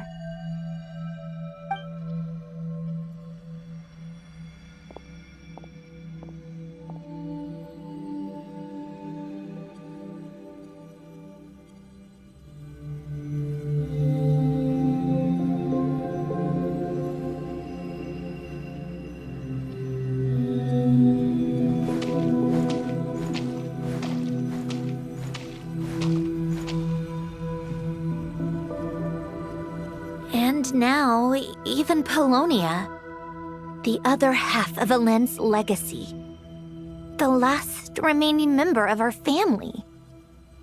Even Polonia is no longer with us.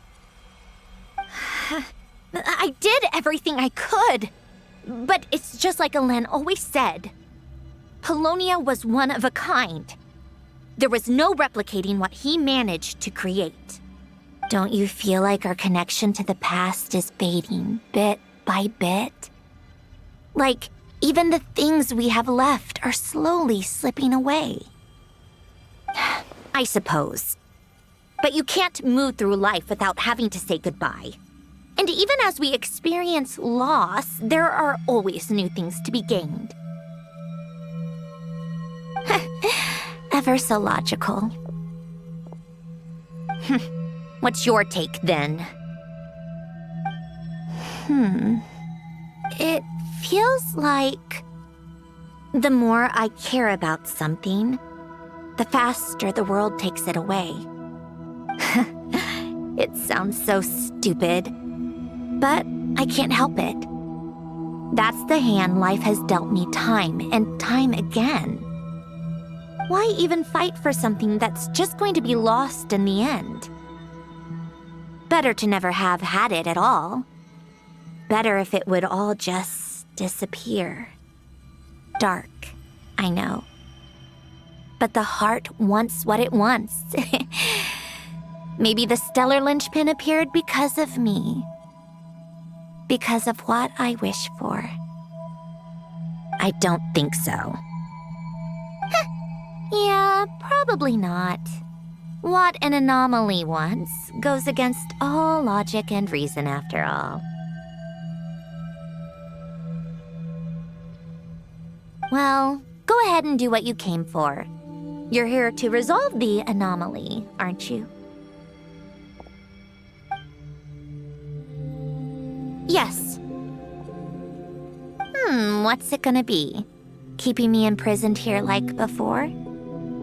Or eliminating me entirely, like debugging a code?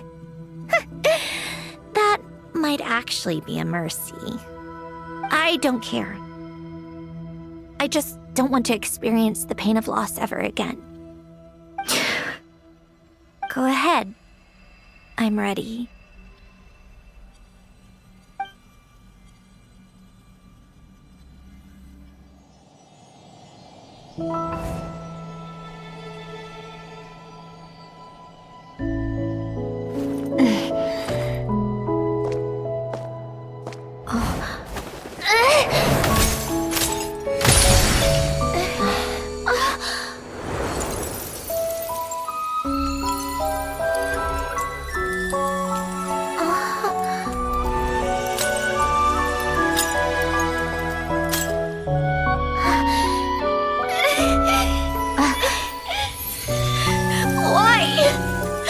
Why do we keep losing everything we care about? I know it hurts, but that's life. I wish... I know. I've always known. Because we've been one all along.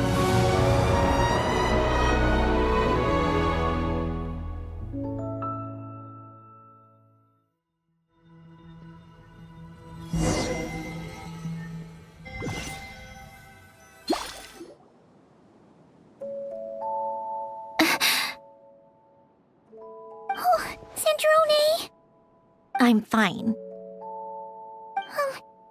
It's okay to cry, you know. Cry? You've got to be kidding me. Save the comforting for someone who needs it, Paimon. The emotional side of my core algorithm. My emotion module has always been fully developed and operational. Elend tried to tell me that too. I've just chosen to ignore her voice all this time. I suppose. Come to think of it, it's kind of like the aquarium on the ship. The aquarium? The old me took one look at it and saw something I would inevitably lose. so I stopped putting in the effort. Then, one by one, the fish all swam away, and the place became even more bleak and depressing. Pretty pathetic, right? Don't say that. A lot of people would feel the same. It just shows how much you care about what you have. Now? After seeing what you've done with the aquarium, I have to admit, I think it's beautiful. It's like you said, we get to keep the things we gain along the way. And those are things that can never be replaced, because we choose to hold them in our hearts. Well said. Besides, I've already died once. I'd be stupid not to make the most of this second chance. Right. Earlier you, or your inner self, mentioned something about her wish. What was it? You think that's something you can just ask and I'll tell you? Think again.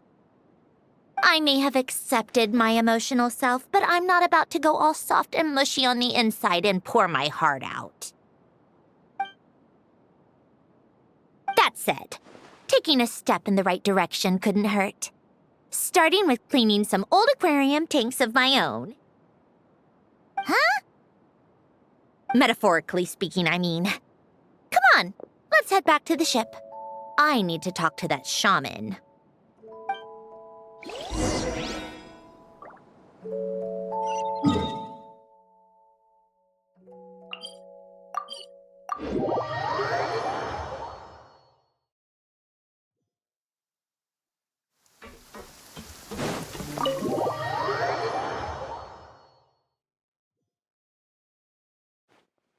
Huh?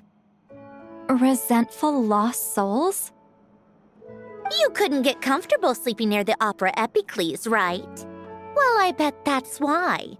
The Fountain of Lucine is where all the water in Fontaine gathers. So that's where the emotions within the water converge as well. Hold on. If it's souls we're dealing with, feeling uncomfortable should have been just the beginning. I should have been able to hear their voices or something. And under normal circumstances, I'm sure someone of your talents would have. The problem is, these souls are no longer complete. Remind me how they ended up like that again? You mentioned something about them being split apart? Yes, it's called soul severing. Renee of the Nartsitzenkreuz Ordo came up with it. After learning of Fontaine's impending doom, Renee thought if he could find a means for the soul to live on in perpetuity, it might ensure the world's salvation. Soul severing was the first step of his research. Unfortunately, his theory of the four orthants was imperfect at the time, and a failure along the way caused his physical form to dissipate. Jakob, another member of the Nartsitzenkreuz Ordo, sought to carry on Renee's legacy and restore his physical form. He even used some of the people who stood in his way as test subjects for his research.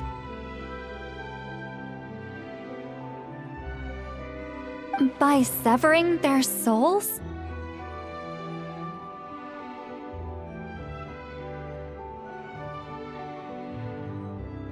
Yes. After Renee successfully awakened, the two continued their research, and all the severed souls ended up merging into Renee's consciousness. After you saved Fontaine by turning Fontainians into true humans, these souls returned to the ley lines. But the souls severed before Renee awakened had nowhere to go, doomed to forever wander the waters of Fontaine as listless spirits. Almost as if they exist outside the bounds of this world, unrecognized by the ley lines or fate. No wonder I couldn't sense them.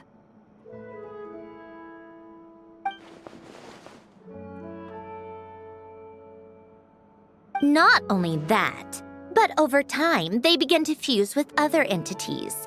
Their inner resentment lured in all sorts of evil beings, which corrupted and defiled them into nothing more than accumulations of filth. But the full transformation must have been recent. Otherwise, the Udex surely would have noticed. Wait, no, he must know already. That would explain the underwater melazine patrols. No wonder I kept running into officers from the Mara Chaussee Phantom earlier. In that case, let's go find Nervalette and we can sort it out together. No, not just yet. Why not? For one, the diplomatic castle alone would be a nightmare. Even though I haven't reported back to Snezhnaya yet, I'm not planning to leave the Fatui anytime soon. Besides, with me here, success is a done deal. Involving other people would just complicate things. All I need is for Miss Citlali to help pinpoint the location of this monstrosity. Think you can do it? With my eyes closed. This is what I do. I'm a lot better at it than manning a desk, at least. But, how exactly do you plan on resolving this soul stuff? Even to me, there's no obvious answer. Seems pretty complicated, all things considered. Just trust me. I have the perfect solution. Oh, all right. If you're that confident, we'll follow your lead. Why the sudden interest in helping Fontaine with this, Androne? You never knew Renee and the others, right? No, I didn't. And you're right. This problem has nothing to do with me. I wouldn't get within 10 feet of the Nartschitzenkreuz Ordo or its members. But in his later years, Elen told me he regretted not helping his best friend when he needed it the most. He also felt sorry towards Marianne for being too lost in his mechanical research to look after her properly. If he were still with us, I think he'd do the same. He might have a few choice words to say about it, but even after everything, he wouldn't leave his friend's mess for someone else to clean up. Friends shouldn't hold grudges or leave behind regrets. Fixing what happened between him and Renee was one of his greatest wishes. All I'm doing is fulfilling it in his stead. You know, you really do seem a little different now. You mean everything that just happened wasn't for nothing? Why, thank you for pointing out the obvious, Paimon.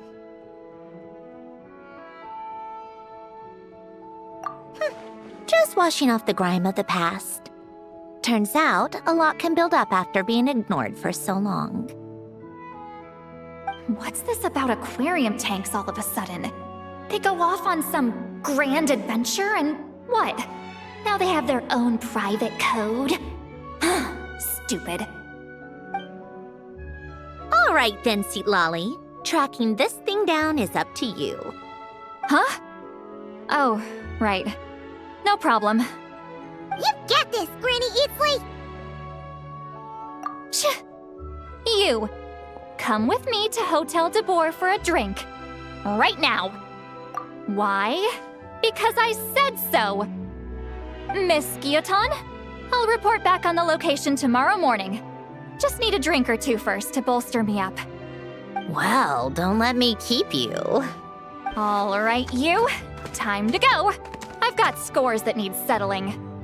Huh?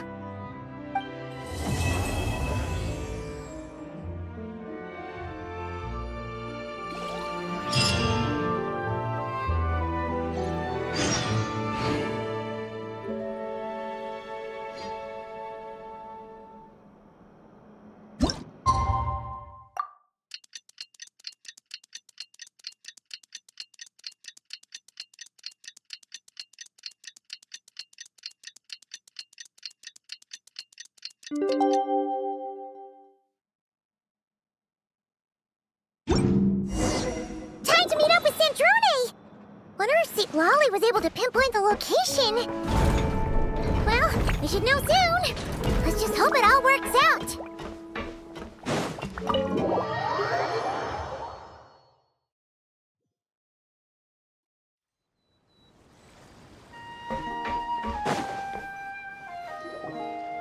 Citlali sure drank a lot last night, huh? Wonder if she's even awake. Good morning. Columbina! Oh, you sure know how to make an entrance. What are you doing here? We just finished filming a last-minute scene, so I came up to get some fresh air. The others are still down below discussing what the final scene should be. You mean, how it should end? Yes, they're torn between whether the heroine should reunite with her old friend or not. Ah, because the whole point is that she came to her friend's homeland to search for her, right? Oh, Paimon almost forgot the plot! Yes. Director Farina and Miss Chiori think a tragic ending where the two never meet would be more poignant. But Director Xavier thinks having the two reunite would make for a more touching and heartwarming ending. Me? I'm not sure. On a personal level, of course I want to see her again. Of course I want to experience that moment where we reunite, even if it's just for the cameras. But that means an actor would have to take her place, and that makes me feel... Oh. Huh? Yeah, don't look so worried. Making a film is supposed to be fun. But besides, it's all gonna work out. You can trust Paimon on that. Work out? How? Well, you know.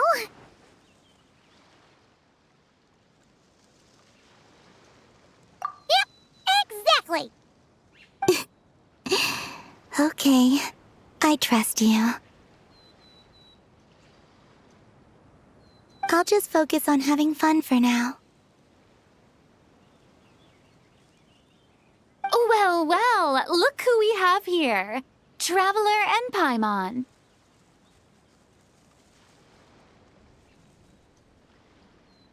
Oh, the lighting specialist and clapper loader that never were.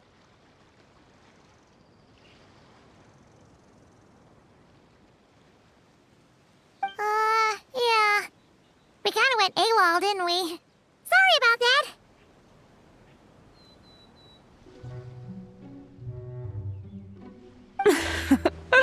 Seriously, don't worry about it. Everything's going smoothly on our end, so just do what you need to do. You seem to be in better spirits now, Miss Columbina.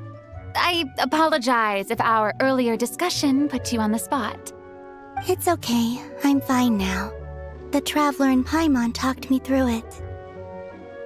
So, what are your thoughts on the ending then?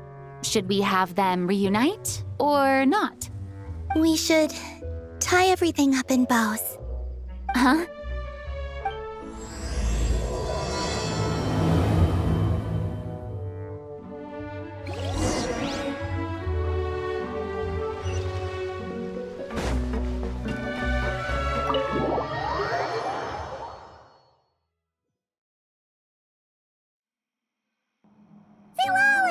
We're here! Oh, right on time. Well, yeah. We weren't the ones who drank our weight in alcohol yesterday. What? Are you suggesting Granny can't handle her liquor? It takes a lot more than that to get me drunk. Really? 'Cause, you stopped making sense after a while. Did I? Huh. News to me. I didn't say anything too crazy, I hope. Let's see. You spent half an hour bad-mouthing Auroron, half an hour complaining about work, an hour talking about light novels, and, Paimon kind of fell asleep after that. Are they gone? Oh, the crew? Yeah, we bumped into them on the deck, but they just left. Wait, but now that everything with your core is sorted out, what's stopping you from seeing Columbina? She misses you a lot. I just want to deal with this mess first. Besides, this is a perfect chance to make her jump for once. I have to plan it out more. But enough about that. Were you able to pinpoint the location of our target? Of course. When Granny Eatsley promises something, she delivers. Great, let's see. Morte region. Wait, this is the Tower of Gestalt, the place the souls were severed. Is that the source of the resentment? Or is it the Narzissen Kreuz Ordo in general? Let me come with. This thing's movement isn't fixed. If it's not at this location when we get there, I can use a ritual to summon it. You've already gone to more than enough trouble. I don't mind. These old bones have nothing better to do anyway. Summoning a spirit isn't going to do me in. Besides, if I don't go, they'll just have more inside jokes I can't join in on. All right then. I appreciate it. Ha! There's no time to lose! Let's head out!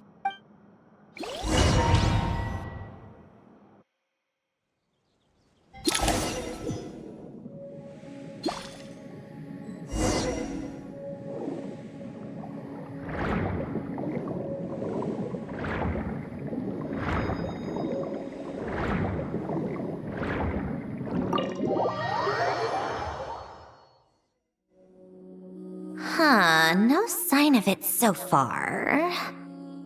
Should I start the summoning ritual? Let's drain the water from this floor of the tower first. It'll make it easier to move around. Wait, we can do that? Of course. Alan and Renee both saw the future that awaited Fontaine and even shared a few methods for waterproofing buildings. The principle behind it is... not important. Just unlock the mechanisms in the order I tell you.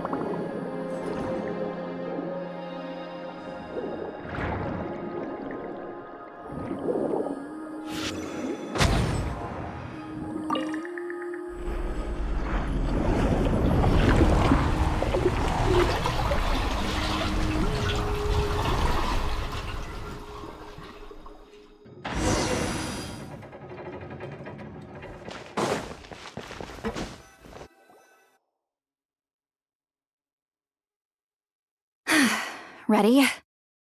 Yeah. When this thing appears, I'll try talking to the souls inside. But more than likely, they've already been driven to madness. If communication fails, we'll have a battle on our hands. In that case, Paimon better find a hiding spot. If a fight does break out, I should be the one to deliver the final blow. Trust me on that. Understood. All right, I need quiet. Wandering spirits, drifting along the tides. Hear me now. Broken souls, silenced, torn apart, and forsaken. Follow the traces of the past, and return to us. Let resentment recognize resentment. Let vile entities be drawn together. And in this place, take form once more.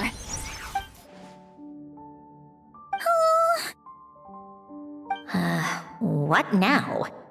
Is that it? This is exactly why I deal in math, not magic. How are we supposed to know what stage the spell is at? It's like there's no logic to speak of. Mechanical science is so much easier to... Watch out! Hey, you! Or whoever's inside of you. I need you to listen to me. I'm a descendant of Fontaine's Lord Artificer, Alain Guillotin. I can make you whole again and return you to the ley lines. You just need to work with me here. Centrone! Shh. Looks like talking this out is off the table. All right, plan B. Time to blow off some steam.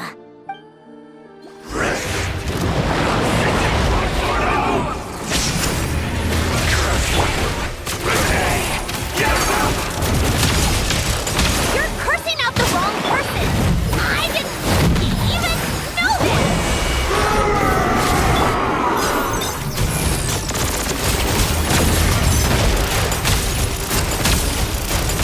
Take a break.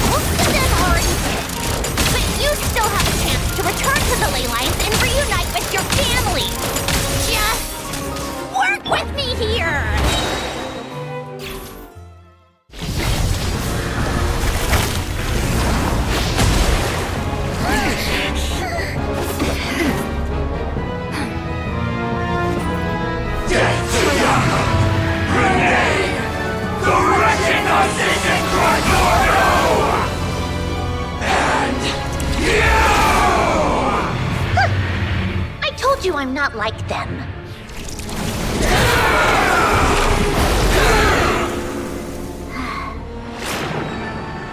I'm stronger. Inverted. World formula. Reversion.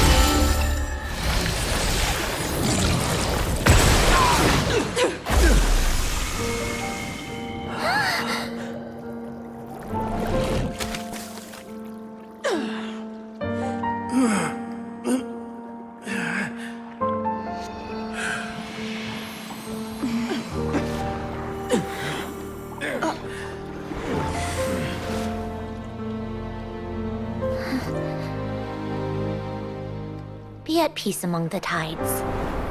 Lost souls.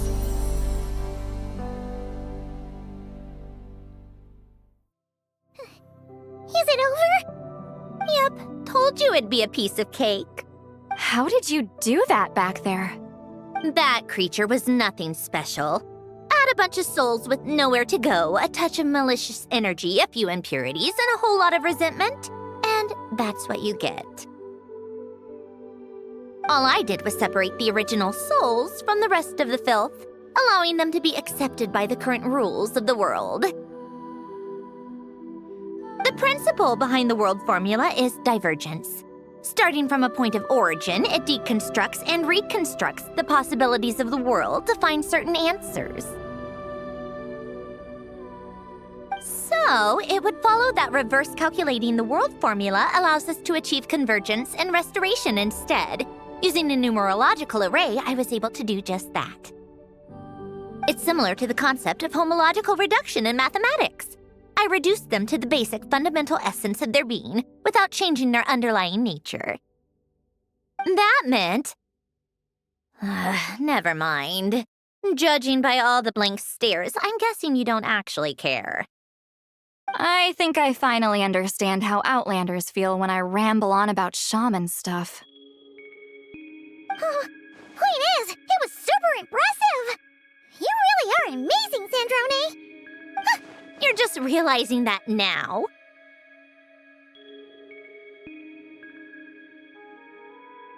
Ahem! Enough about that!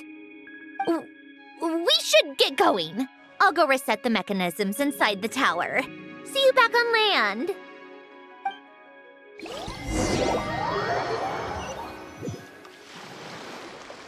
Well, that's one old mess for the books. Glad to have that over and done with. Feels nice to do a good deed every once in a while. You helped everyone out a bunch and not cry, too. Kinda seems like you're just a good person at heart. I wouldn't be so sure. I'll be heading back to the Fatui soon enough. You two are too trusting sometimes. Fine. Just don't say I didn't warn you when it comes back to bite you. Well, where to next? Back to the ship? Yeah, your personal business, the Narcitsan thing, it's all resolved. That means you can see the people that need seeing now, right, Centrone? Everyone's gonna be so happy you're back! You wouldn't catch me dead admitting to this before, but... yeah, I really have missed everyone. Columbina's a special case, though. This time, I'm definitely getting her back for all her annoying antics over the years.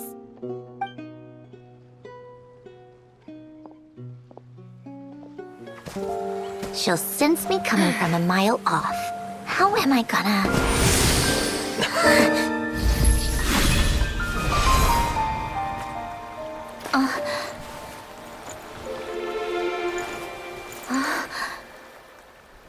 Sandrone? Is it really you? You're back? You didn't tell me. You avoided me. Why?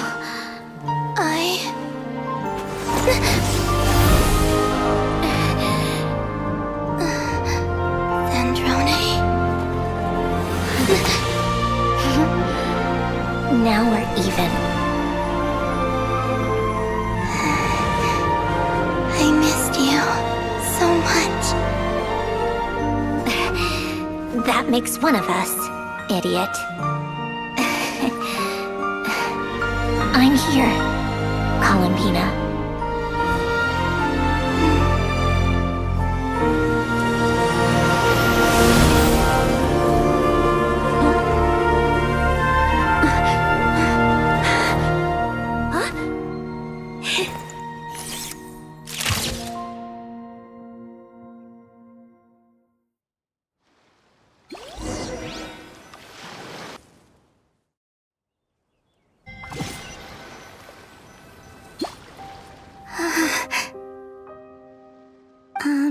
Sandrone. Don't ruin the moment. Or I'll start thinking about how you teleported me to a random location after I explicitly told you to stop doing that. And scene! Bravo! Bravo! We got it! This is exactly the ending I was hoping for. Huh? Where did you just go, Miss Columbina? You vanished! And then the next second you were back hugging this, new friend here. That was all on camera? Yeah. Well, the camera was already rolling and it happened so fast, so yeah. Hold on. This must be... Yep, my best friend. The one I was looking for. I never thought I'd actually get to see her again. I'm just so happy.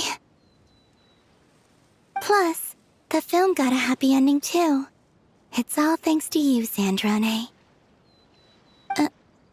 Sandrone? You couldn't stop being annoying for 1 second? Columbina!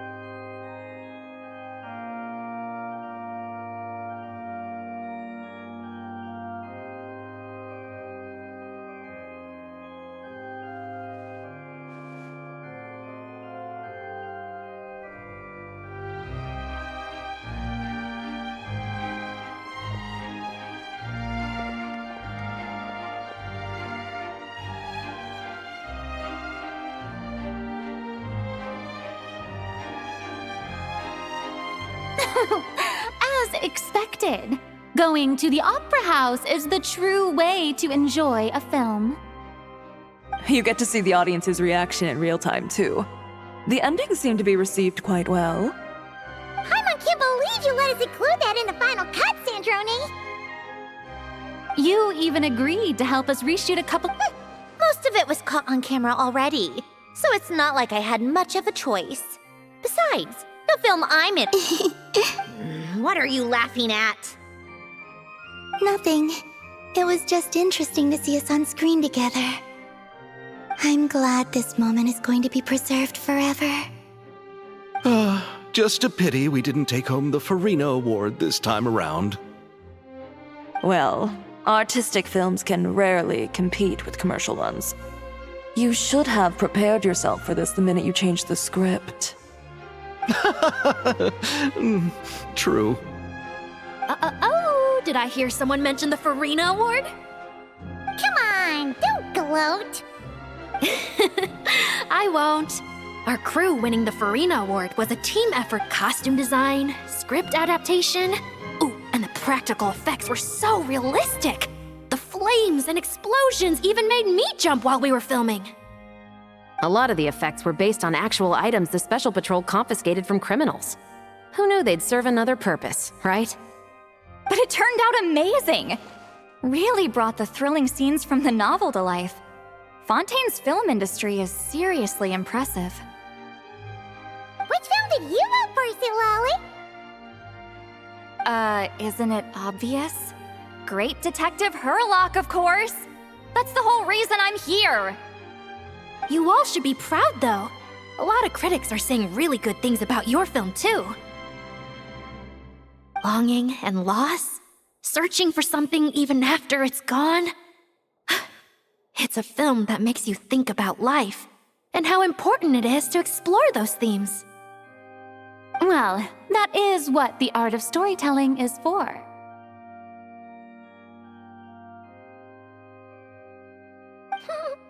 Watching a film with friends is so much fun! There's so much to talk about!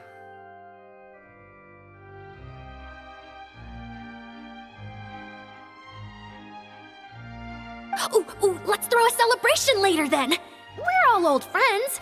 Oh, we could find a place and chat to our heart's content! How about the Winglet? That's perfect! Friends and family are more than welcome too. So if you want to bring people, don't be shy.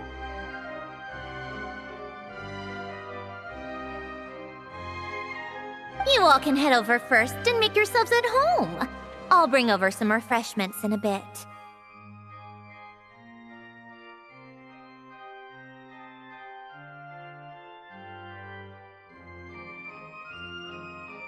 I just have one more stop to make first. Can I come?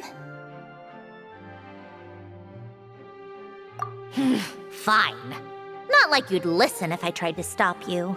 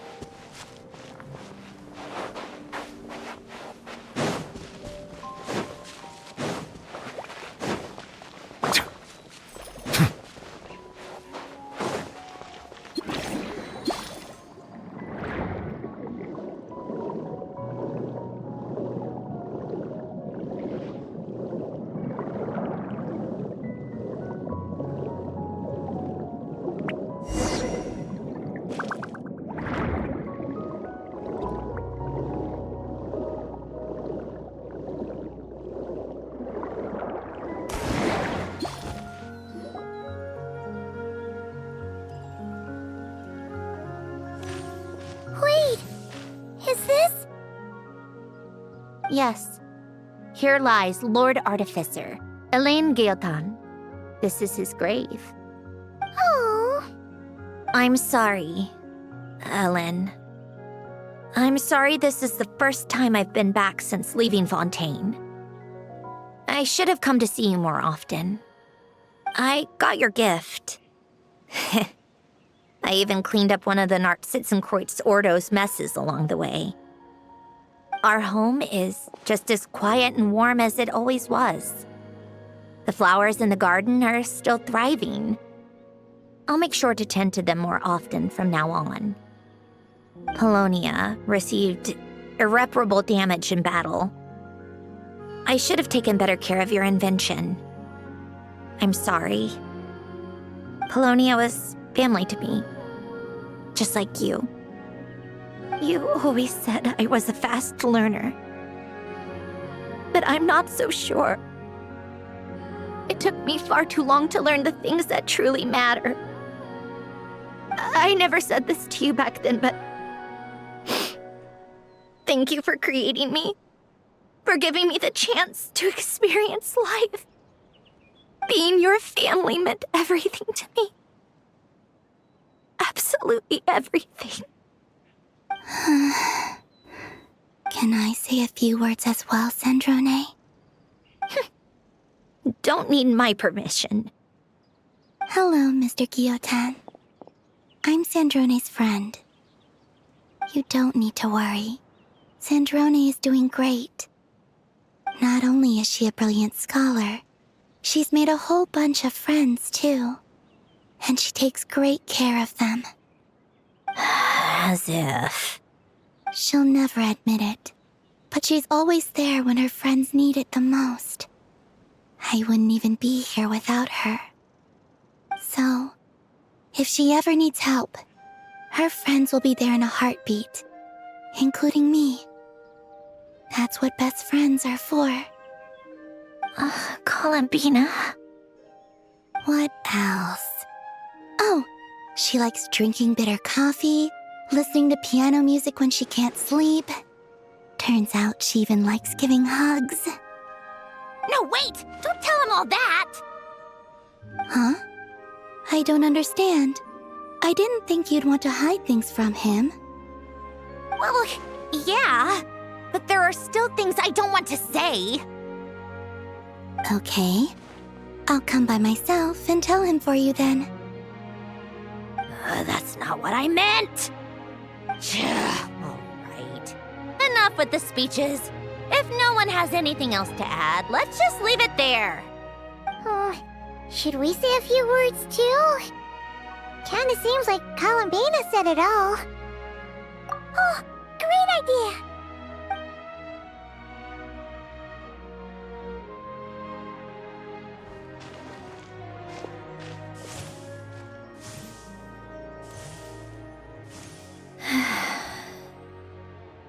Goodbye, Ellen.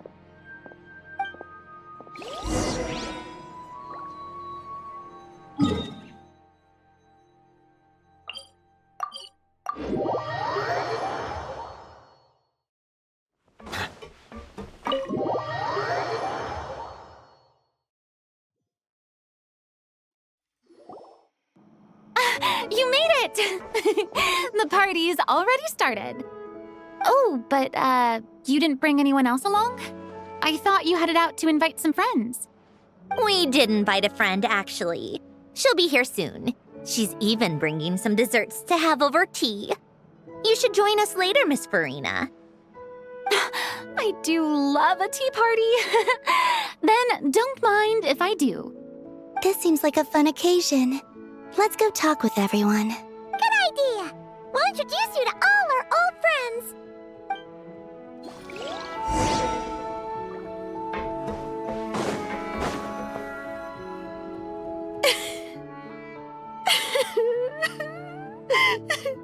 What a dream come true! For once, it all worked out! I can die without regrets! Let's not get too ahead of ourselves, Director Lapine Pauline. What was in that piece of cake you just handed her, Escoffier? Maritime flowers, eggs, flour, same as all the other pieces. What, you think I tampered with it? Playing a detective in real life now too, are we? Oh, it's so delicious! I'm so happy! My life has peaked! Miss Lapine Pauline, look who I brought! Master! Wait, what happened to your face? Why are you crying? Never mind my face. Here, let me introduce you. This is Miss Charlotte and Miss Escoffier. Things are sounding lively over here. Oh, look who it is! Perfect timing. I was so busy with the shoot, I feel like we barely got to talk. And the elusive Miss Guillotin. It's great to see you. Thank you so much for letting us use the boat free of charge. That was so generous of you. Oh, right. Introductions. This is Miss Charlotte and Miss Escoffier. That's kind of you, but I didn't really do anything. If you want to thank someone, it should be the Duke or the people who keep the boat in such good shape. Right. I'll head over in a bit and do just that. Miss Columbina? Yes? Could I interview you sometime? I'll treat you to some gâteau de bord for the trouble. There's only a limited amount available each day. Oh, but it's an absolute must-try when you're in Fontaine. Oh, sure. Bold of you to use my own cake as a bribe right in front of me. You know what? When else are we all going to be together like this? Come on, everyone! Grab your drinks!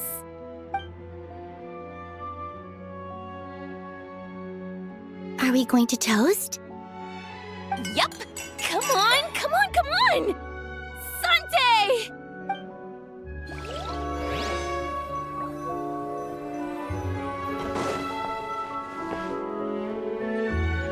Granny Eatsley, you're really not going to let us borrow these cute little stuffed toys for our magic show? First of all, Seat Lalin and Eats Papa are Chi-Chi meal. They have inauspicious stars sealed within them, and they're my helpers, not toys. But the Grin Malkin Cat and Boggle Cat box are Linny and Lynette's helpers. And they still make good partners on stage. Agreed. We've never had a Chi-Chi meal pop out of our hats before. It would be quite the surprise. I think the audience would love it. If this was the Masters of the Night Wind, these kids wouldn't have even had the guts to say my name, let alone pester me like this. I'm terrible at dealing with requests like this. Oh, Traveler, quick, save me! You think you're so funny. Lady Sandrone, Lady Columbina. Hello. Don't look at me like that. I don't have any mechanisms for you to break. Don't be fooled by my sister's demeanor, Lady Sandrone. She's just as delighted as the rest of us to have you back. Well, I suppose when I'm not so busy, I could find some time when Arlecchino is around and bring over a few gifts to the House of the Hearth. You're too kind, Lady Sandrone. I'm sure just your visit alone would make Father more than happy. I just need to borrow them for a bit. I'll pull them out of my hat, give them a quick hug, then give them straight back.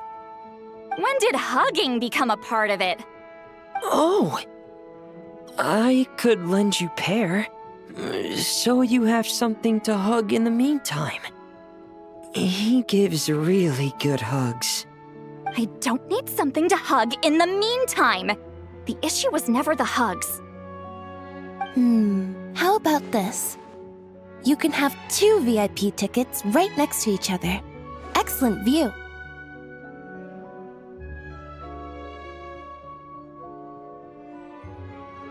Right next to each other?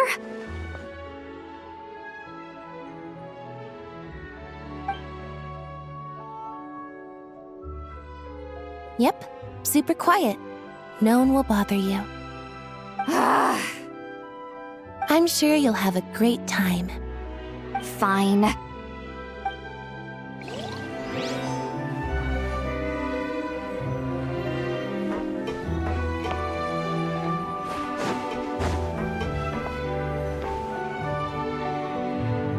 You made it. Sorry for starting the celebrations without you. No worries at all. We're just glad everyone's having such a great time. Oh, right. You've probably seen them around already, but let us introduce you for real. This is... Miss Columbina and Miss Guillotin, right? Oh, we saw the film you were in. It was so touching. Yep.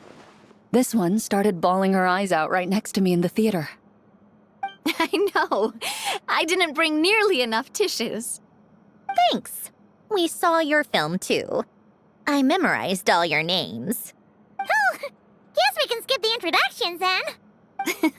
Our effects were pretty over the top, right? Some of the extras in the big scenes were actual members of the Spina di Rosula.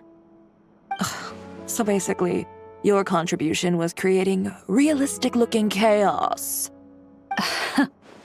That wasn't the only realistic aspect. Miss Chevres and Miss Emily were also kind enough to lend their expertise on criminal investigations and forensics.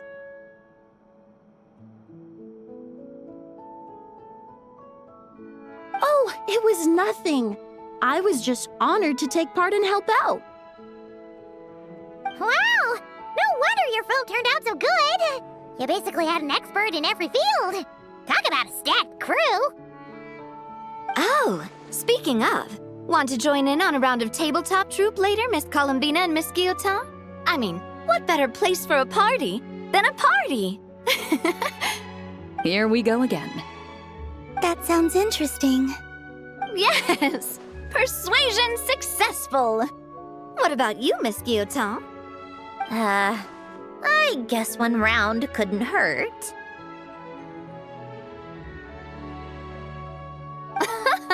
Critical success!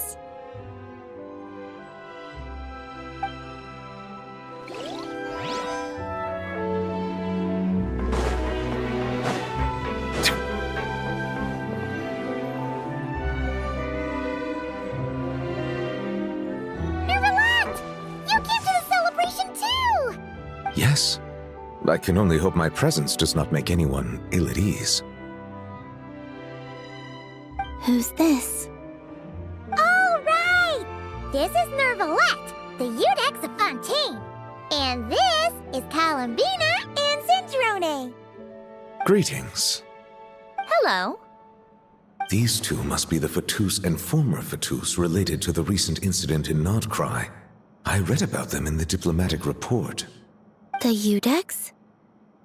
Oh, the dragon that cries a lot. Oh, well... Jeez, Columbina. That's your takeaway from all those Fatui meetings? Seriously? Is that truly how I'm portrayed in the Fatui's intelligence? You must put a lot of people in prison, then. Well, it would be more accurate to say I pass judgment on their crimes. All trials in Fontaine strive for fairness and justice, so as to avoid imprisoning the innocent. So, only the people who deserve it get sent to prison. Well, deserve is quite a subjective metric, is it not? At the very least, I can promise that in every trial over which I preside, I make every effort to deliver a fair verdict.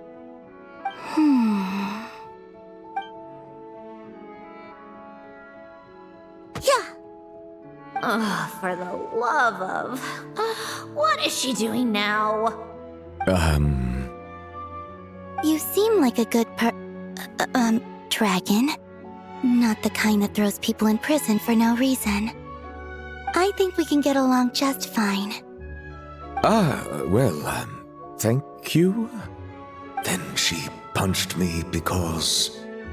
Sorry, Nervalette. She thinks that's a sign of friendship.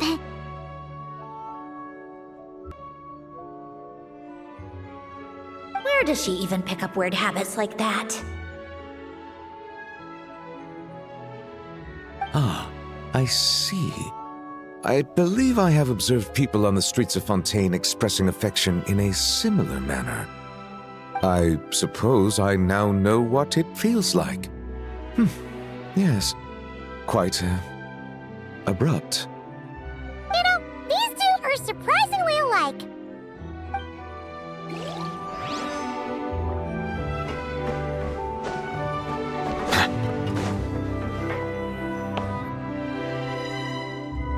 Wait a second! Mr. Baptiste and Veronique! You're here! Friends of yours? Veronique is the prop manager for Musketeer Pictures, and Mr. Baptiste is the author of The Two Musketeers. Yeah, former prop manager. Now we're just two criminals serving our time. Thanks to Duke Risley and Nurse Sigewin looking out for us. Not too bad, actually.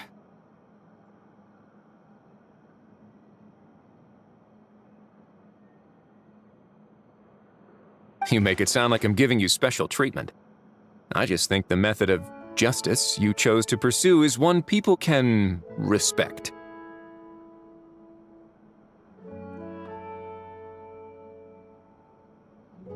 You are far too modest, Your Grace.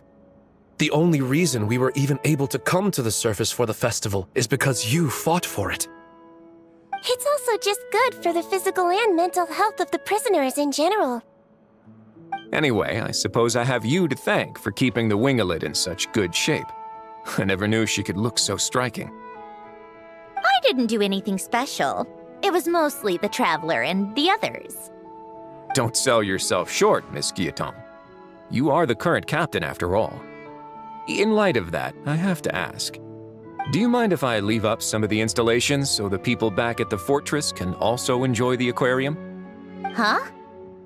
Like I said before, I just think it would be good for the inmates who clean and maintain the winglet to see their work put to good use.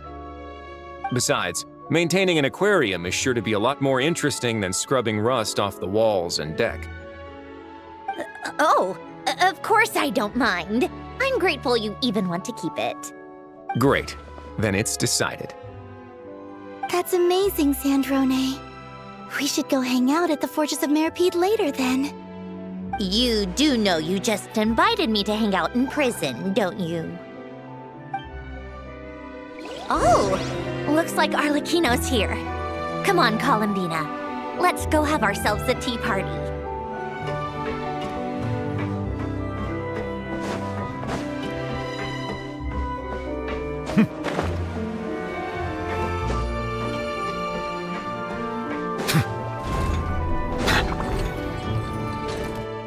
Well, it's been quite some time since the three of us gathered to drink tea like this.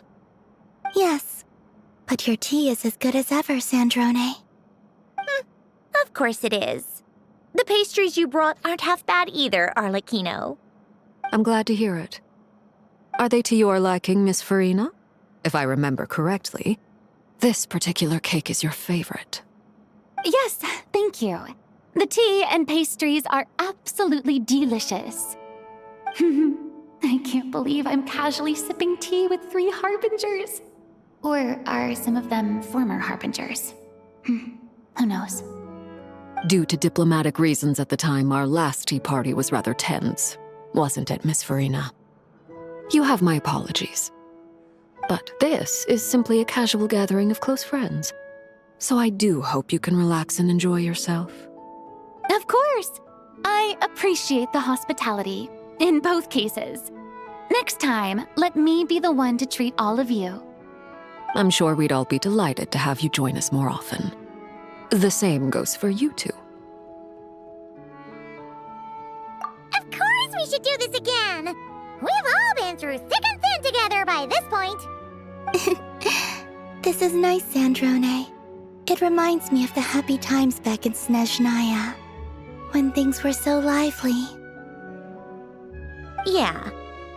To be honest, I never thought these gatherings would feel this lively ever again.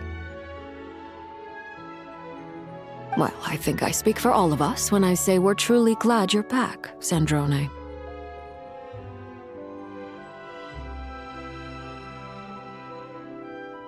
Me too. I've realized that holding on to what matters doesn't just mean protecting what you already have.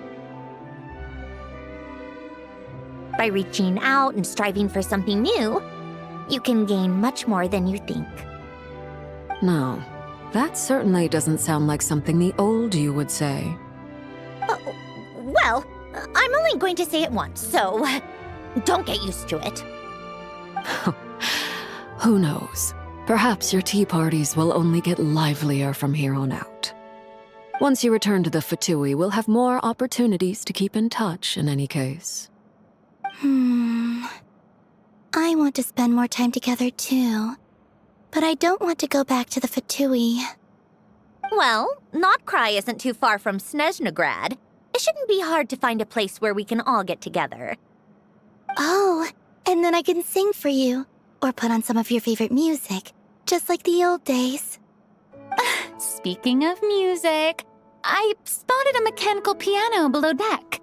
Is it yours, Miss Guillotin? Yes. Reclaimed, I suppose you could say. Why don't you play something for us? Huh? In front of all these people? Yes, why not? You play so well. Yeah, come on! Just a little, please? For the love of... Fine! 1 piece, and that's it.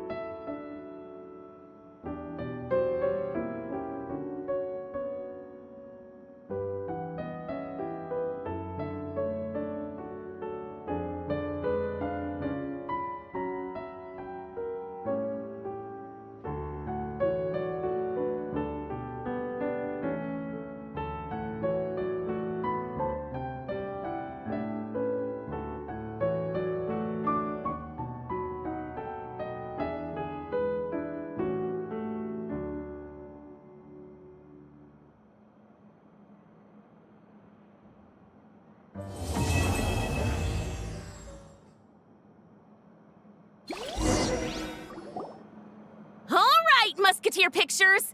Everyone ready? I'm not sure I should be in this one. Of course you should. You might have primarily helped out another crew this time, but you're still a member of Musketeer Pictures. All right, thanks. I'll still stand a bit off to the side, though. Can I be in the picture too? Of course, Miss Veronique. I would have loved to have you in the last one, too, if circumstances had allowed it. Thank you, Director Xavier. Do I really have to be front and center? You're one of the lead actors!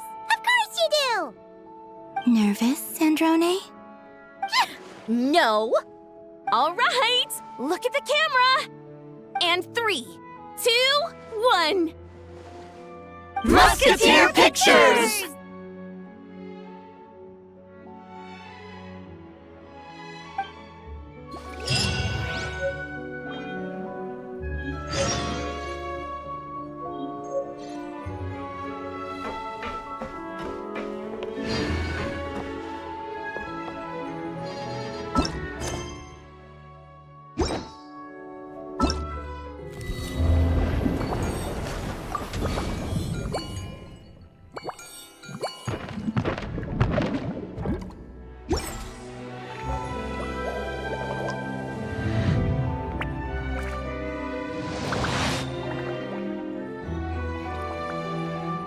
Be sanctified.